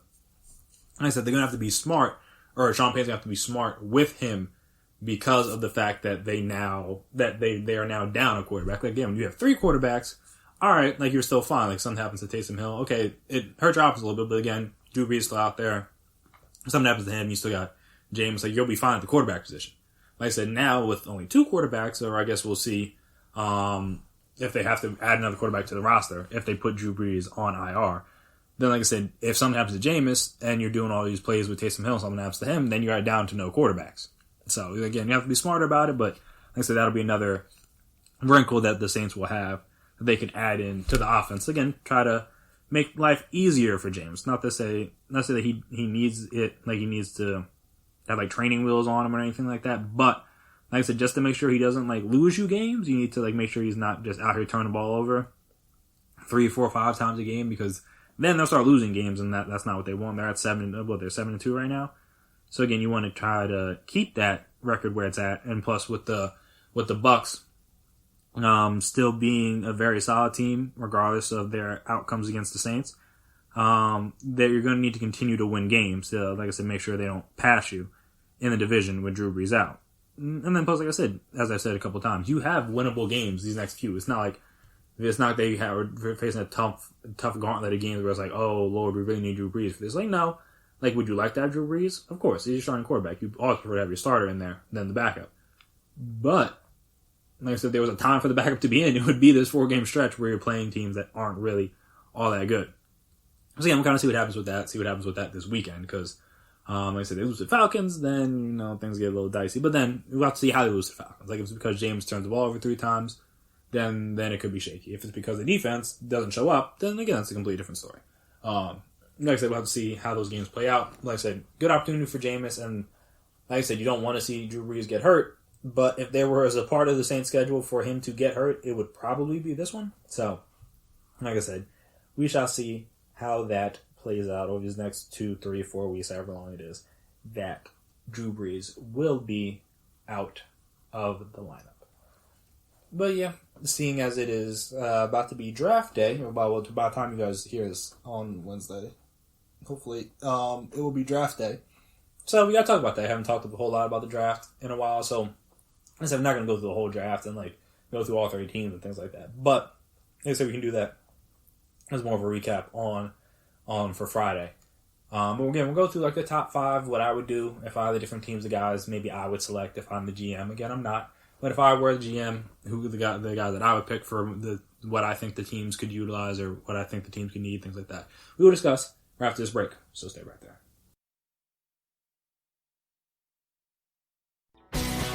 Are you looking to get your college football fix? Looking to get the latest news on your favorite school's team? The GSMC College Football Podcast is your ticket to all things college football. Join us as we talk college football from the national championship, the college rivalries, the bowl game, to the Heisman Trophy. To which conference is the best? We've got you covered for the Big Ten, SEC, Big 12, the Pac-12, ACC, and everything in between. Download the GSMC College Football Podcast on iTunes, Stitcher, SoundCloud, Google Play, or anywhere you find podcasts. Just type GSMC in the search bar.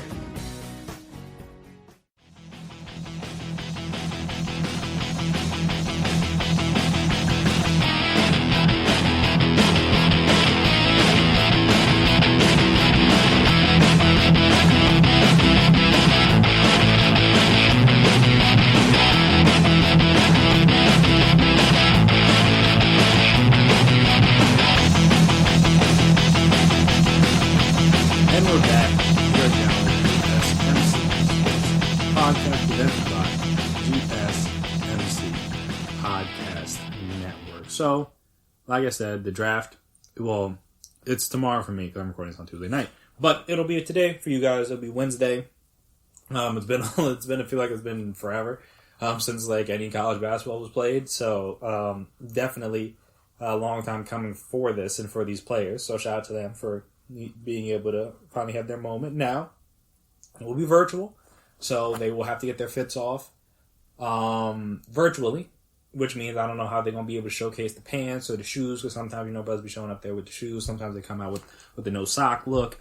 I know it's become a lot more popular recently. And not to say like it's a bad thing. I've definitely worn shoes with no socks. Not normally with a suit, but t-shirt on. Sometimes with jeans. Hey, sometimes you're feeling yourself. But yeah, like I said, that was always one of the. Not the best part of the draft, obviously, but it's always an interesting part just to kind of see what kind of style, and this goes for every like draft, like NFL, like NBA, like it doesn't really matter. It's always cool to kind of see what guys break out for the draft, and like I said, there'll be different type of situations here because it'll be virtual, so you won't be able to see everything, or like it'll be harder to see everything. But still, it'd be interesting to see kind of what guys wear and how guys express themselves via the draft. And also, it's always kind of cool to see how fashion has changed over the years. So obviously, what people were wearing in 2003, 2004 was some of the baggy suits with a whole lot of fabric that was completely unnecessary. Now the thing's a lot more tailored. They're more slim, skinny. Like I said, and people out there with no socks. Sometimes they have the bow tie. Like the looks have definitely changed quite a bit. And so that's always interesting to see, in my own personal opinion. But again, to each their own. Like I said, with that, like I said, I thought I would go through. I was looking through a couple mock drafts to kind of see like, what was the consensus going to be for the top 5? Again, anything past like the top 3 really is anybody's guess. Like I said, I think the top 3 guys are solidified more or less. Now, what order they're going is going to be the interesting part of it. And like I said, every mock draft will have these guys going. Like outside, I think the second pick is basically locked in if the Warriors take it, which again we'll talk about. Like I said, the second pick is locked in. The first pick and third pick is where it'll get interesting. And then obviously after that, seeing what the Bulls do, and things like that will be interesting to in my opinion at least.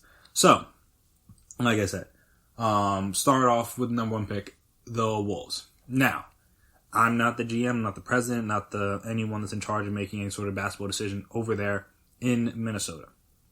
And also, I think there was some sort of interview that came out today with Anthony Edwards. Again, I didn't read the whole interview, but an excerpt from it talked about an excerpt that like kind of circulated on Twitter Tuesday night, kind of talked about how he doesn't really like love basketball, which is again the timing of that is very interesting. But also, again, I know, especially when it comes to football, I know a lot of people are kind of, they want like football guys, if that makes sense. So that's an interesting thing for him to say at this point in time, though not to say that I think he's lying or he's trying to like tank his draft stock so he doesn't go to Minnesota or anything like that. Like, I don't think that to be true, though. Maybe he's trying to play the system a little bit. But I do think it is interesting that came out. And also, like I said, I don't really care that much. I know it's going to sound kind of crazy, but like, I don't need my players to only think about the sport in which they play. Like I said, that doesn't mean I don't want them to work hard. Doesn't mean I don't want them to give me maximum effort when they're on the court or like in the practice facility or like in the gym or like rehabbing or anything like that. That's not what I'm saying. Like I said, a lot of people do a lot of things that they're just good at for money. Like like I said, I don't think every football player loved football growing up. They were just like, hey, I'm good at this. Let me continue to be good at this. Not every basketball player is like, oh, basketball, like I said, you see a lot of guys be like, oh, my sport was really this or my sport was really that. But like, oh, the money was in this, so like this is what I did. I mean, look at Kyler Murray. Kyler Murray was a top 10 pick in the MLB. And then everyone was like, why would you go be a baseball player? Like, it's you get to play for less money to start your career off. Again, down the line, maybe you make more, but in the beginning, you're making less and you're playing in the minors. Like, you're like, no, why would you do that? Like I said, and now he's thriving. So that's cool. Like I said, you saw Russell Wilson. He did spring training for a couple years there during the off season. Like I said, because he's a baseball guy as well. So like I said, there are a lot of, and not to say he doesn't love football, or maybe he loves baseball. More like you never really know. But like I said, there's a lot of people that are good at a lot of things. There's just, again, everybody wants to find the thing they can monetize, whatever that may be. Like I said, whether that's sports, whether that's entertainment, whether that's podcasting, whether that's blogging, whether that's, like, again, some sort of trade, like whether you're, like, a clothing designer, a fashion designer, or like a carpenter, or like a landscaper, like whatever. Like, you want to find things you're good at and hope to make money off of it. So like I said, not every job that everybody has they love, but it'll make them money, and they enjoy it enough. So like, hey, so like I said, that's why sports are always thought about different. Like everyone's like, oh, with the cops, they're like, oh my goodness, like I don't want him on my team. And like I said, I understand from the aspect of like, I just want to know, is he going to work hard? Like, if he's going to work hard, then him not being in love with the game of basketball doesn't like ruin anything for me. Like I said, if he's still going to give a good effort, and things like that, like that's what matters. Now, if he doesn't, then all right, then maybe I'm out. But like I said, we're a Shark Tank. But like I said, if that's not an issue, and he's going to give good effort, he just doesn't. Like I said, he doesn't just think about basketball 24/7. Like he has other interests outside of basketball. I think, well, his were like rapping, which that's a little scary for me. But especially since he like randomly took a shot at Dame, that was very odd.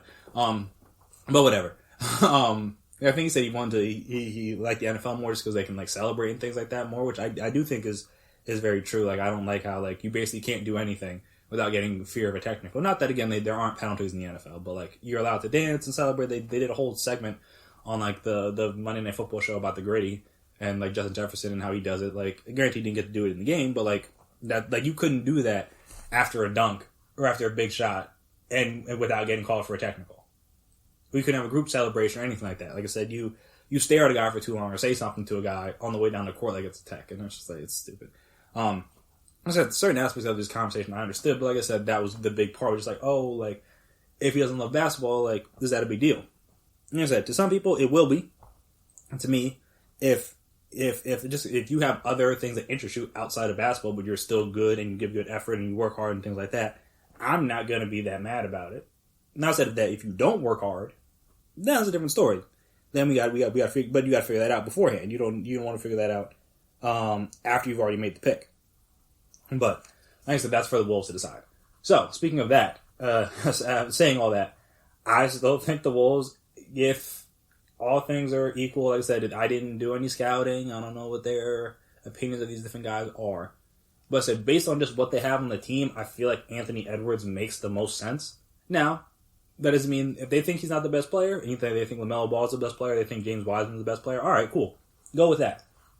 But like I said, in terms of, like, again, you have a guy in D'Angelo that is similar to LaMelo in terms of, like, the size. Like, they're both big point guards. They're both, like, again, good passers. They can shoot a little bit. I know LaMelo's big thing is that his percentages aren't that good because his shot selection is terrible. And it has been for years, obviously, if you watch him at any time. Then he was high school highlights. His shot selection has never really been that great. But like I said, his assists, like he's a great playmaker. His assist to turnover ratio was very good.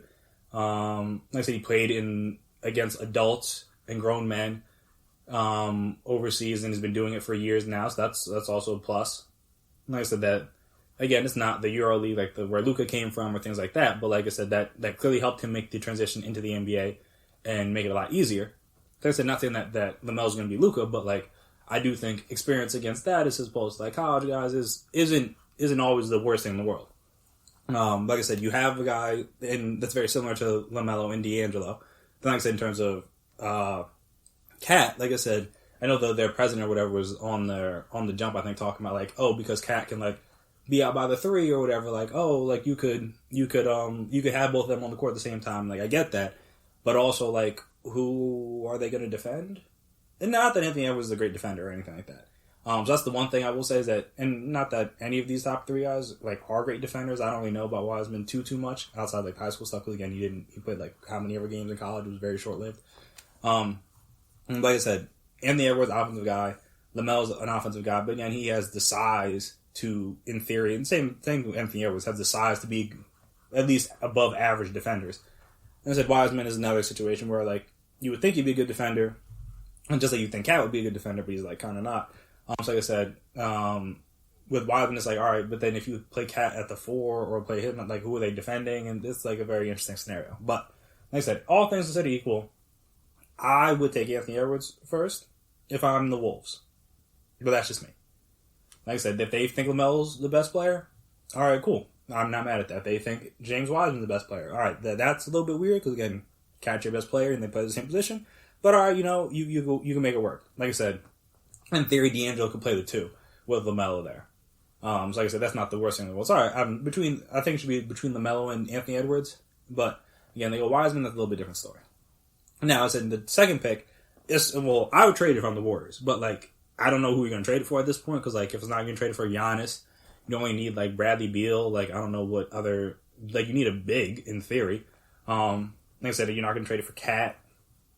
Like, I don't know who you would be going to use that second pick to acquire, like who you're acquiring with that second pick right now. So, like I said, you probably keep it. And like I said, if you do keep it, then Wiseman, I think, is the obvious and very easy pick. If he's there. Like I said, if he's not there, then that changes things for me. But if he's available, that makes the most sense. Like I said, your centers on the roster are Amari Spellman, Kevon Looney, Willie Cauley-Stein, I think. Oh, no, this is their 19... No, so this is last year's roster. I'm trying to find their current roster. If I can, yeah. So they got, like, Marcus Chris was the only center on their roster currently. Well, again, like, Kevon Looney's technically a power forward.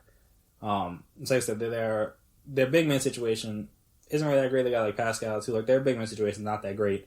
And, again, to take some of the pressure off of Draymond to have to constantly play the center all the time, Wiseman makes a lot of sense. Again, he was the top guy coming out of high school. He still has a lot of talent. Again, hasn't seen him play in a while, but again, in theory, he has a lot of talent, and he kind of fits what you would think the Warriors would need right now, I guess, in terms of like roster construction.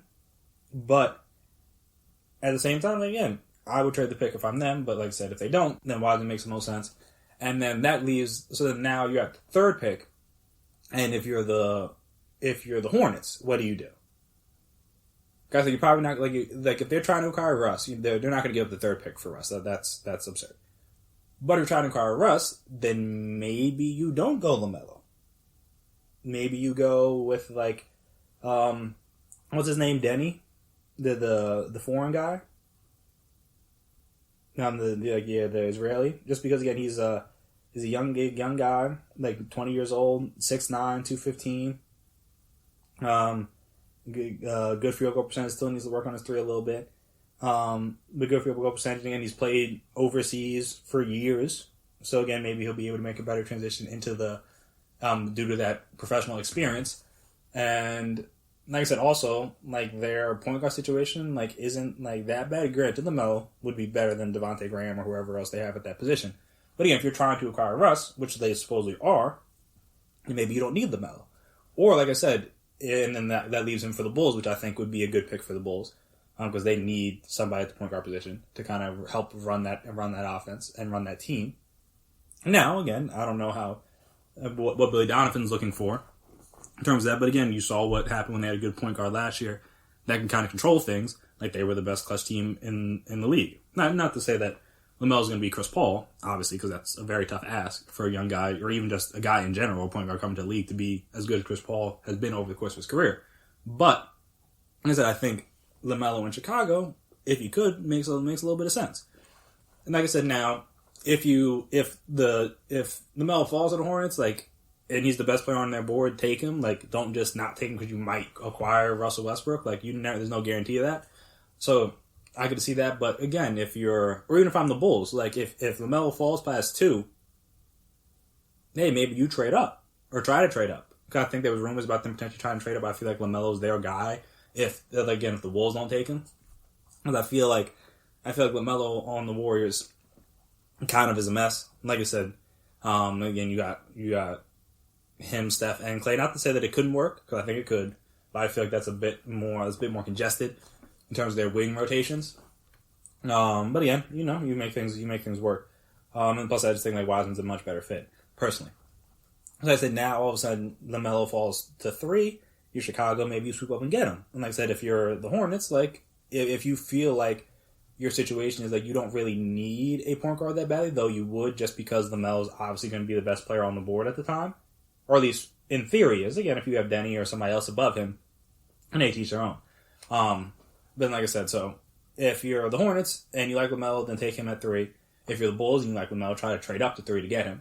And if you can't trade up and get him, then I think Denny, again, also makes sense because they need a wing scorer on that team. Again, they have Levine, obviously, but like They could use a 3. Like I said, their wing situation the scoring situation outside of Levine is quite lackluster, to say the least, because Markkanen hasn't really been that yet.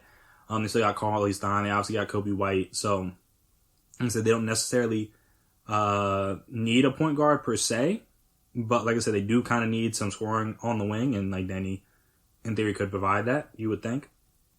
And you don't know for certain, but again, he could be a nice pick. So like I said, I forget what the Otto Porter situation is for them. I think I'm trying to remember what his contract is, because again, that could be the guy on the wing, but due to the fact that he's been injured most of his time, well, he was good early when they got him, and then obviously he's been injured more recently. So that's kind of where you at, and he opted in, so that's the biggest part. That's the biggest problem for them. So again, we'll see kind of what happens there. He exercised his player option, which of course he was. He's getting $28.4 million. He wasn't going to turn that down. Like, come on. Otto Porter's not good enough to be turning that down, especially coming off an injured season.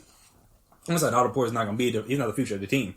Like I said, if you think Denny is, then hey, maybe that's the pick there, if he's available. Like I said, this is kind of all kind of dependent on what the Hornets want to do at the 3rd pick, or if you can trade up. So like that's the top 4. Then if you get down to the 5th pick, that is the Cavs. And I know there was some rumors circling around that like, they may be trying to trade Kevin Love or things like that. And if that is the case, then a guy like Obi Toppin could come into play. Just because, again, he's an offensively gifted player. Again, he's a little bit older. Already 22, about to be 23. Well, going to be 23 in March of next year. So basically, like a couple months into the season, he'll be 23. So he's an older rookie. But again, his offensive game is all the way there. And people are comparing him to Amari and things like that. I don't know about all that. But, like, again, offensively, he's a very gifted player already. So if you're trying to get rid of Kevin Love or trying to maybe move on from Kevin Love in the short term or in the long term, like, hey, that could be a good option as a replacement at that power forward position. Or if you want to get a guy that maybe is a little bit more defensively sound, you get that Onyeka guy from USC, much younger. He's only 19. He's going to turn 20 in December. And again, he's different. He's defensively gifted. Like I said, he averaged like 2.7 blocks and 1.2 steals last year. So averaged 16 points and 8.6 rebounds, just like in terms of the mid-range and stuff like that. He's not there yet. But again, he's a younger guy. Yeah, I went to Geno Hills, did not realize that. So he's a younger guy, so maybe he can develop his offensive game over like the course of the years if you think your player development staff with the Cavs is good enough. And I said now you got a guy that could be potentially a great two-way player at the 4 position as opposed to like Obi Toppin. He might become like an average defender, but like he's obviously much more offensively gifted. So like I said, that's an interesting one. Like I said, it just depending on what you kind of feel like you want for your team. Like if you want to go with the more upside guy, all right, then like I said, Onyeka probably is the guy because he's younger. The defense is already there, and like I said, maybe you could in theory grow the offense. But say if you want a more ready-made guy, at least offensively, then Obi Toppin's your man, in my opinion. He's the guy. Like I said, if you're the Cavs and you want to go, if you want to try to figure out a way to, like, how you're going to replace Kevin Love eventually, because you're going to need to, Obi Toppin could be the guy. So like I said, it'll be interesting to see. Like I said, the first pick will really kind of tell us what's going to happen, because like I said, if they get Anthony Edwards, then I think like LaMelo could end up in Chicago, potentially. And like I said, and then that's just the tip of the iceberg.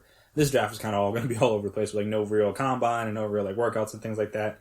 Everything being virtual because of obviously the pandemic, and then plus the sense there was the college season was cut short.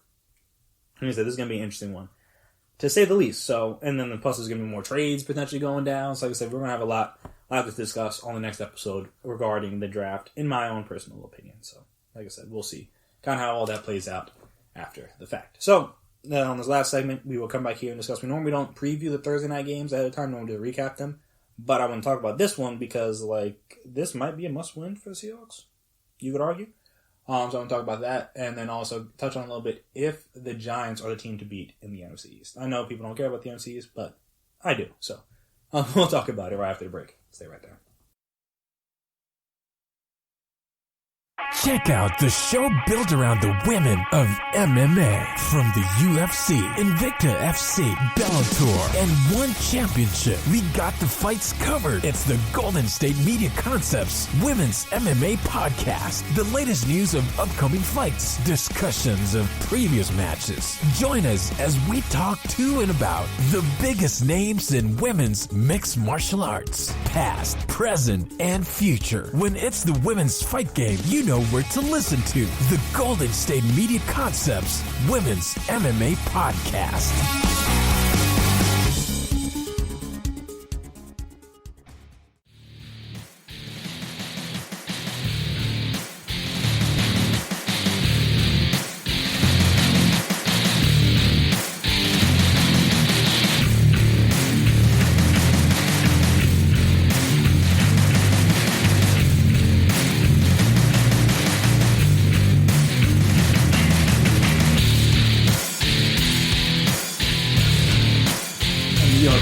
Here again on the GSMC Sports Podcast, presented by GSMC Podcast Network. So, like we said, I'm not gonna go into a full preview who I think's gonna win and blah blah blah, and the matchups and different things for this Thursday night game between the Seahawks and Cardinals, which should be a good one. I am very much looking forward to it. That's not it. Obviously, coming off the last time they played. These two teams, they went to overtime. It was a great game, 37-34. The the Cardinals were able to get the job done at the end. Also, like I said, in that game, Russ had a good day. But this was start of the trend for him with the turnovers and stuff like that, because they were 5-0 at the time, wasn't really turning the ball over like that. Then this game, let me just double check, because in the game before he threw one pick, so I was like, all right, he was looking like one of the best, if not the best quarterbacks in the league. Then this game he threw 3 interceptions, and it was like, oh, okay, well that's not great, and a couple of them were really bad. But it's you know what, all right, yeah, it's one game, it's not going to be a big deal, they'll be all right, don't worry about it, he'll be cool. And then against the Niners, like I said, he went back to having a good game, 4 touchdowns. Then against the Bills, he had 2 interceptions and 2 fumbles, if I remember correctly. As like I said, I like to double check these things for you guys. Yeah, so he fumbled twice, so that was 4 turnovers there. And then against the Rams, similar situation, had 2 more interceptions. So like I said, that Cardinals game was really the start of his, and lost the fumble as well, so he had 3 turnovers against the Rams. So the Cardinals game was really the start of his downward trajectory in terms of his season. Like I said, we'll start off hot. Not to say that he's playing poorly right now or anything, because he's still playing very well, relatively speaking. He's just turning the ball over a lot more than he was before that Cardinals game. So like I said, that's the biggest issue with him at the moment, is that the turnovers are killing him and the team, because like I said, they don't have the defense where you can really make up for those turnovers right now, because they kind of stink, are historically bad. Probably, or arguably the worst defense in the league. So that is not going to get the job done, unfortunately, for the Seahawks. So like I said, this was the game kind of got us starting this way. Like I said, they were 5-0 when they played the Cardinals the first time. They are now 6-3. So, like I said, you got to ask yourself, is this? And again, it's a little bit late in the season, so you can kind of start using these type of phrases, I believe. But is this a must-win game for the Cardinals? I mean, for the Seahawks, not for the Cardinals. Obviously, it's not for the Cardinals. They already beat them once. But is this a must-win game for the Seahawks? If you look at the way that things stand right now, there's a 3-way tie at 6-3 atop the division. The Cardinals are technically in the lead currently. If they win, they will be effectively 2 games clear of the Seahawks, having now gone to 3-0 in the division. The Cardinals will be, while the Seahawks fall to 1-3 and have lost 2 to the Cardinals. And then that doesn't even account for whatever happens with the Rams when they play this weekend. And who do they play? They play the Niners. That should be a dub. You would think. Oh no, take it back. They play the Bucks. Excuse me. Sorry. That might not be a dub. That's a different story. So like I said, in order to get the Seahawks to get themselves back on track and get them back atop the division, which they could be, come Monday night, Tuesday morning, because the Rams-Bucks play on Monday. They could use a win here. And like I said, you go through the rest of their schedule, it's not that hard. So, like, again, it's not a guaranteed, like you don't, like, need a win to, like, make sure we have a spot for the playoffs. They play the Eagles next week on Monday night. Like, that's going to be a win. They play the Giants. They play the Jets. They play Washington. They play the Rams again, which that'll be an interesting one. Then they play the Niners to end the season. And like I said, Jimmy G might be back at that point, but, like, who knows what they'll look like at that. Like, who knows who's going to be hurt, unfortunately, for the Niners at that point, the way their season's going. I think it's not going to be that good. So I said the game might matter, it might not. But like I said, it's not necessarily a hard game in terms of just, like, matchups and things like that. It's a division game, so it's not easy. Because, like, even in the other division game when they had Nick Mullins starting, they only won by 10. But like I said, it wasn't really that close. They were up 37 in the fourth quarter. 37 in the fourth quarter. So, like I said, it's not a guaranteed must-win. Like, they don't, like, absolutely need to have this game. But if you want to have a shot at winning the division, they don't need the game in terms of, like, making the playoffs. Like I said, they can make the playoffs right now without this game because they're already 6-3. When you look around the rest of the NFC, the Bears are falling back. The NFC East will get one team, whoever that is. Obviously the Vikings are ascending, so that's a little bit tough. But I think they already beat the Vikings earlier this season, if I remember correctly. Yeah, they beat the Vikings already. I mean, barely, but they beat them. So that's what matters. Like I said, they get that tiebreaker there in case there's any sort of tie in the standings there. And like I said, you got the Saints and the Bucks, obviously, and you have your 3 teams in your division. So like I said, that's 5, 6, and 7 right now. Like I said, they still be in the playoffs right now if they started today, even with a loss. But like I said, if you want to have a shot at winning the division, like I said, not making the playoffs, you want to have a shot at winning the division. You can't afford to lose this game if you're the Seahawks. Like, you just can't. After having dropped one to the Cardinals already having 2 division losses, where the Cardinals have 0 currently and the Rams only have 1, and you can't afford to fall to 1-3. Like, that's not to say it's over in the division, because again, you can still make it up due to the fact that their out of division schedule at the end of the season is light work. Like I said, you play multiple NFC East teams and the Jets. Those should all be wins, but then again, the Seahawks aren't playing fluid football right now. Their defense is historically bad. That could matter. So like I said, it's a situation where, like, the Seahawks don't need to win, but if they don't win, like, they're in bad shape. Again, in terms of division. In terms of winning the division. Because like I said, they'll now be effectively 2 games behind the Cardinals. Even if you guys finish with the same record, I'm pretty sure, I think division record it's either division record or head-to-head is the first tiebreaker. Instead of having beaten them twice, there's a good chance that both the division record and the head-to-head will be better if they end up ties. Like I said, you can't afford to lose to the Cardinals twice, in my opinion. Like I said, we will see what happens. And also, again, just confidence-wise, just because this is the game, that first Cardinals game is the one that got Russ kind of shaken a little bit in terms of turnovers and everything. He's just hasn't been playing his best football since then.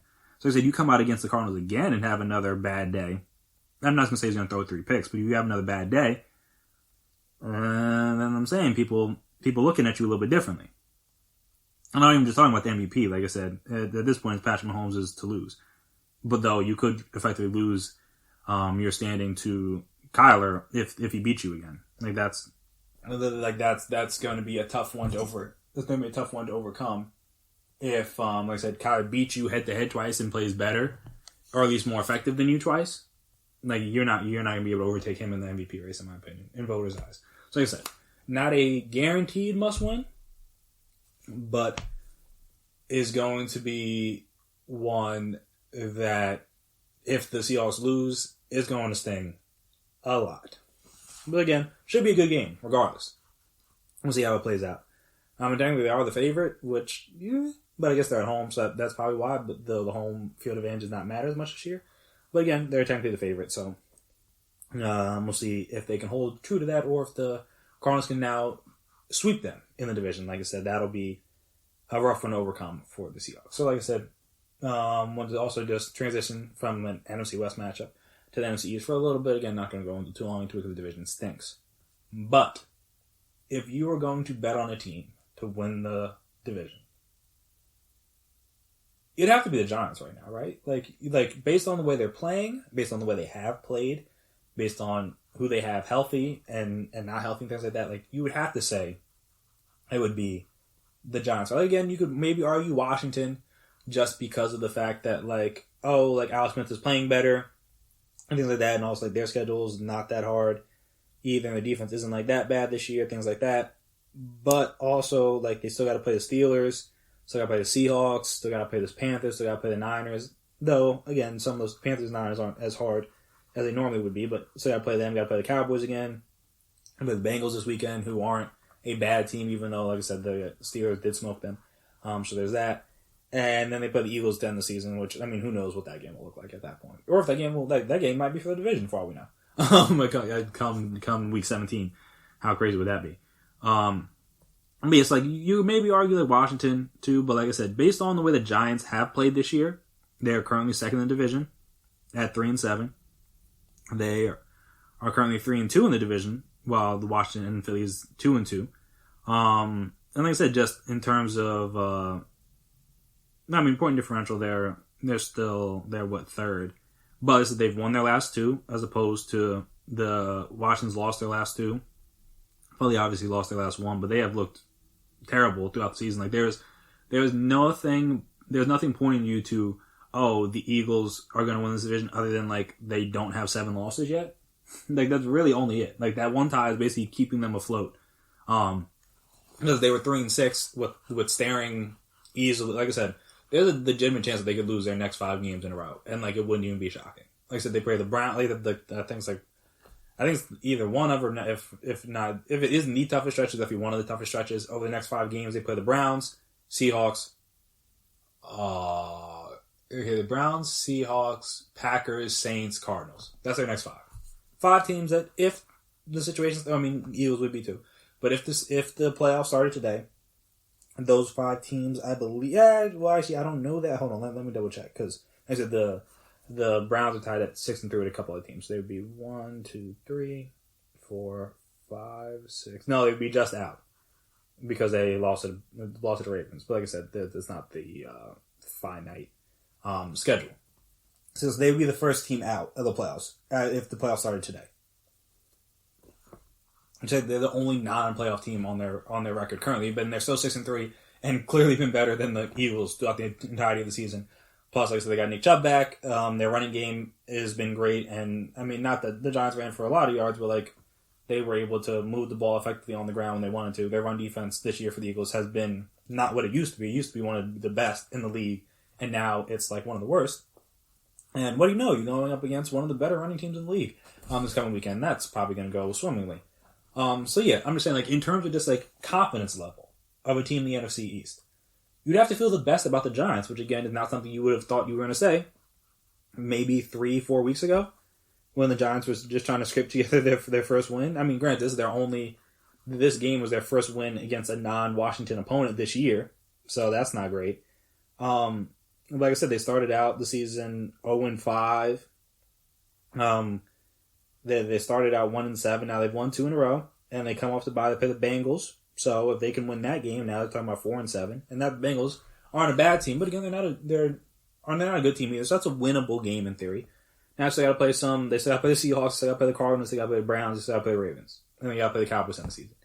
But I'm saying if you look through their games this season, played the Bears tough, played the Steelers tough, played the Rams tough, played obviously all the division opponents tough, played the Bucks tough. Like I said, the only game they got blown out was the one random good Nick Mullins game. Like, that's it. Every other game has been close or they've won. And they haven't lost a game by more than 10 points this season. And obviously they've won a couple, but they haven't lost a game by more than 10 points this season. Like, they're not sitting here getting dominated every week like you would expect from a bad team.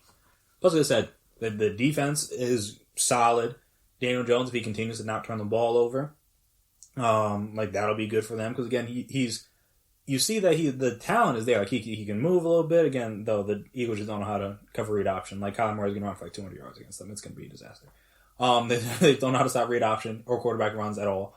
Like I said, he can clearly make throws when he has the time. But again, sometimes he holds the ball too long. Sometimes he makes bad decisions.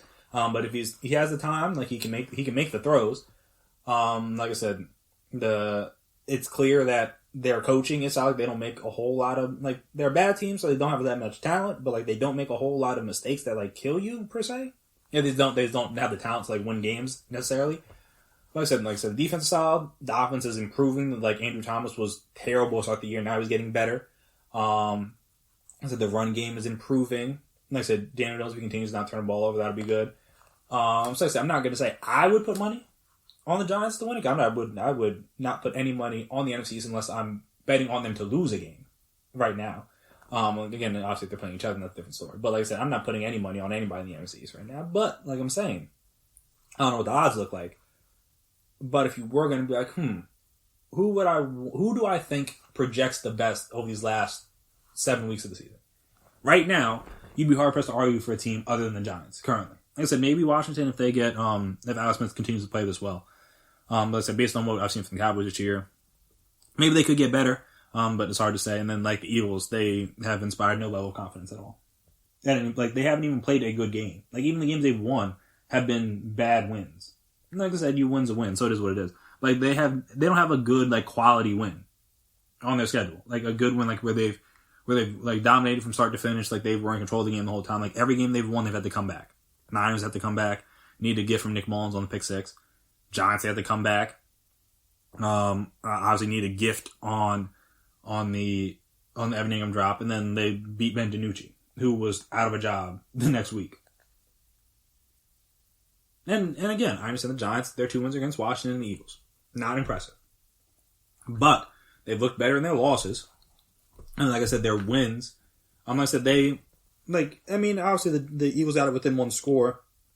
But like the Giants were the better team over 60 minutes that entire game. Like at no point were the Eagles, you thought the Eagles were going to win because like the Giants, you normally lose these type of games, but like at no point did you think on the field the Eagles were the better team on Sunday. At no point. You could not argue that at any point. Like, again, they had people like Miles Sanders played well, and like Brandon Graham, like some guys like played decently well, but like Lane Johnson, like so some guys played like well, but like as an overall unit, offense, defense, special teams, coaching, every aspect of those franchises, the Giants were better than on Sunday. Like I said, don't know how this is going to project going forward, and like I said, their schedule is tough, much like the Eagles' schedule is tough. So like again, the winner of this division is probably the race to 6 wins at this point, which is kind of embarrassing. Like I said, there's a legitimate case you could make that the Giants may very well be the team to beat or the favorite to win this division right now. Obviously, I think according to FBI or whatever, like the Eagles are still the favorite just because again they only have 5 losses, everyone else is 7. But like I said, if you watch the Eagles play at any point this season, they are terrible. So again, how you could have any confidence in them and right now is beyond me. But again, that's why they play the games, ladies and gentlemen. That's why they play the games. We will see how it all plays out. Over these next 7 weeks. So, and somebody's got to win the division. Even though it doesn't seem like anybody wants to, somebody's got to do it. So we shall see how that goes. But that'll do it for me here today on the GSMC Sports Podcast presented by GSMC Podcast Network. I want to thank you guys as always for listening to me talk about sports. If you haven't already, subscribe to the podcast. Make sure you never miss an episode. Make sure you're always on top when we drop our latest stuff. Also, if you could please as well give us a 5-star rating, write a review. Wherever you listen to your podcast, that would be very appreciated, very helpful. That's what you guys like, what you guys dislike, ways we can improve, all that fun stuff. And also, if you're on social media, we're on social media. So you can find us there, Twitter, Instagram, Facebook. We can talk, we can chat, we can debate, we can discuss. You can tell me if you think the Giants are the team to beat in the NFC East. If you think this Thursday's game is a must-win for the Seahawks like I do. And tell me what your predictions are for the NBA draft. Wednesday, any trades, any picks, any surprises, any steals, whatever you want to, like I said, whatever you want to talk about. Also, like with the trades and free agency that's coming up, or even like the trades that have been made already, like what are your opinions on those? Did you think like the Bucks getting Drew Holiday is going to make a big difference and Bogdanovich is going to make a big difference? Do you think the Suns could be a top 5 team in the West next year? What do you think is going to happen with James Harden and Russ? Like, are they going to be traded? Or are they going to keep them? Who knows? Also, what do you think about the Vikings? Do you think they could maybe sneak their way into the playoffs? Like I said, they got a favorable schedule. I'm not going to say I believe it. Because again, it's going to be they have a lot of ground to make up on the good teams in the conference. But like I said, they got a favorable schedule, and they've won 3 in a row now. So we have to see how that goes. But like I said, any of those things you want to discuss with me, please feel free to reach out to any of us on the GSMC podcast network or sports podcast social media pages. But yeah, before I get out of here, as I always do, want to give a shout out to the essential workers that have worked tirelessly throughout the pandemic to make sure everybody's safe and healthy. And will continue to be safe and healthy because, again, pandemic is not going anywhere. It's only actually getting worse in this country because people want to gather for Halloween, and it's only going to get worse as people gather for Thanksgiving and people gather for Christmas and New Year's. Like, it's not going to be, we're not going to get it figured out until 2021 at the earliest. And that's probably wishful thinking at this point. I mean, early 2021, we have like, how they have to institute like some sort of, well, states are already starting to lock their cities down and stuff like that because it's getting out of hand. But I say when more states are going to have to lock down because people are going to travel for holidays, because of course they are. Like, you've forced them to basically be in the house, not forced, but they've been in the house all this time, and now it's holidays time where you want to be around your family, and they're going to be like, I want to be around my family. Is it smart? No. But again, Americans aren't that smart. So, that's kind of what I expect to happen this holiday season. But yeah, it should be interesting to say the least. Not interesting, obviously in a good way, interesting in a bad way, because it's going to get bad out there this winter. So be prepared for that. Like I said, anybody's been working throughout the pandemic and will continue to work throughout the pandemic, like postal service workers, grocery store workers, retail workers, dollar store workers, anybody, like I said, that's been working, postal, like FedEx, UPS, Amazon, all these different people that have been working throughout the pandemic we consider essential. Thank you for your work, and thank you for continuing to work. Because like I said, there is no real end in sight with this, so who knows how much longer we will be in this situation. But like I said, the work by you guys and the help by you guys and like the like I said, everything that you guys are doing is helping make it so it's not even worse than it could be right now. Like I said, it's going to get worse. So I mean, hopefully I'm wrong, but based on what I'm seeing, like the numbers that come in every day, if you believe them, obviously, yeah, it's not getting worse. It's gonna get better. It's gonna get worse before it gets better. Unfortunately, that's kind of where we're at. Also, if you are able to still go out to a restaurant and stuff because your city is not that cold or it's not on lockdown yet, tip your waiters, tip your waitresses, tip your bartender. Like I said, the service industries and the restaurant industries are going to have a very rough winter. A lot of them may not even survive the winter. So while they're still open, like I said, if you can tip them generously, I'm not saying to go beyond your means, but if you have a little extra cash and you can afford to do it, like I said, not everybody can, because like everybody's trying to pay their rent and buy food for themselves, like let alone worry about spending or spoiling or trying to tip somebody else. Like I said, not telling you to go beyond your means, but if you can, it'll be greatly appreciated, I would imagine, by all those working in those industries. Also, wear your mask. And like I said, I think most of the poll stuff is kind of done. So I think there's maybe stuff will be started to be certified this week and next week and stuff like that. But if you're still working in the polls, they're still doing recounts or they're counting provisional ballots or absentees or whatever is still going on because states didn't want to do this beforehand, even though they knew mail-in balloting was going to be astronomical compared to years past. Shout out to your work. Again, that's a job that I could not imagine doing, especially not this year. But it's very important. It's very crucial to the foundation of our country, even if the president's trying to destroy it. But like I said, that's a conversation for a different podcast. But thank you for your work, all the poll workers out there. But I'll do from here today. I've been Chris Blades, and that has been my time. And until next time, peace out. You've been listening to the Golden State Media Concepts Sports Podcast, part of the Golden State Media Concepts Podcast Network. You can find this show and others like it at www.gsmcpodcast.com. Download our podcast on iTunes, Stitcher, SoundCloud, and Google Play. Just type in GSMC to find all the shows from the Golden State Media Concepts Podcast Network, from movies to music, from sports to entertainment, and even weird news. You can also follow us on Twitter and on Facebook. Thank you, and we hope you have enjoyed today's program.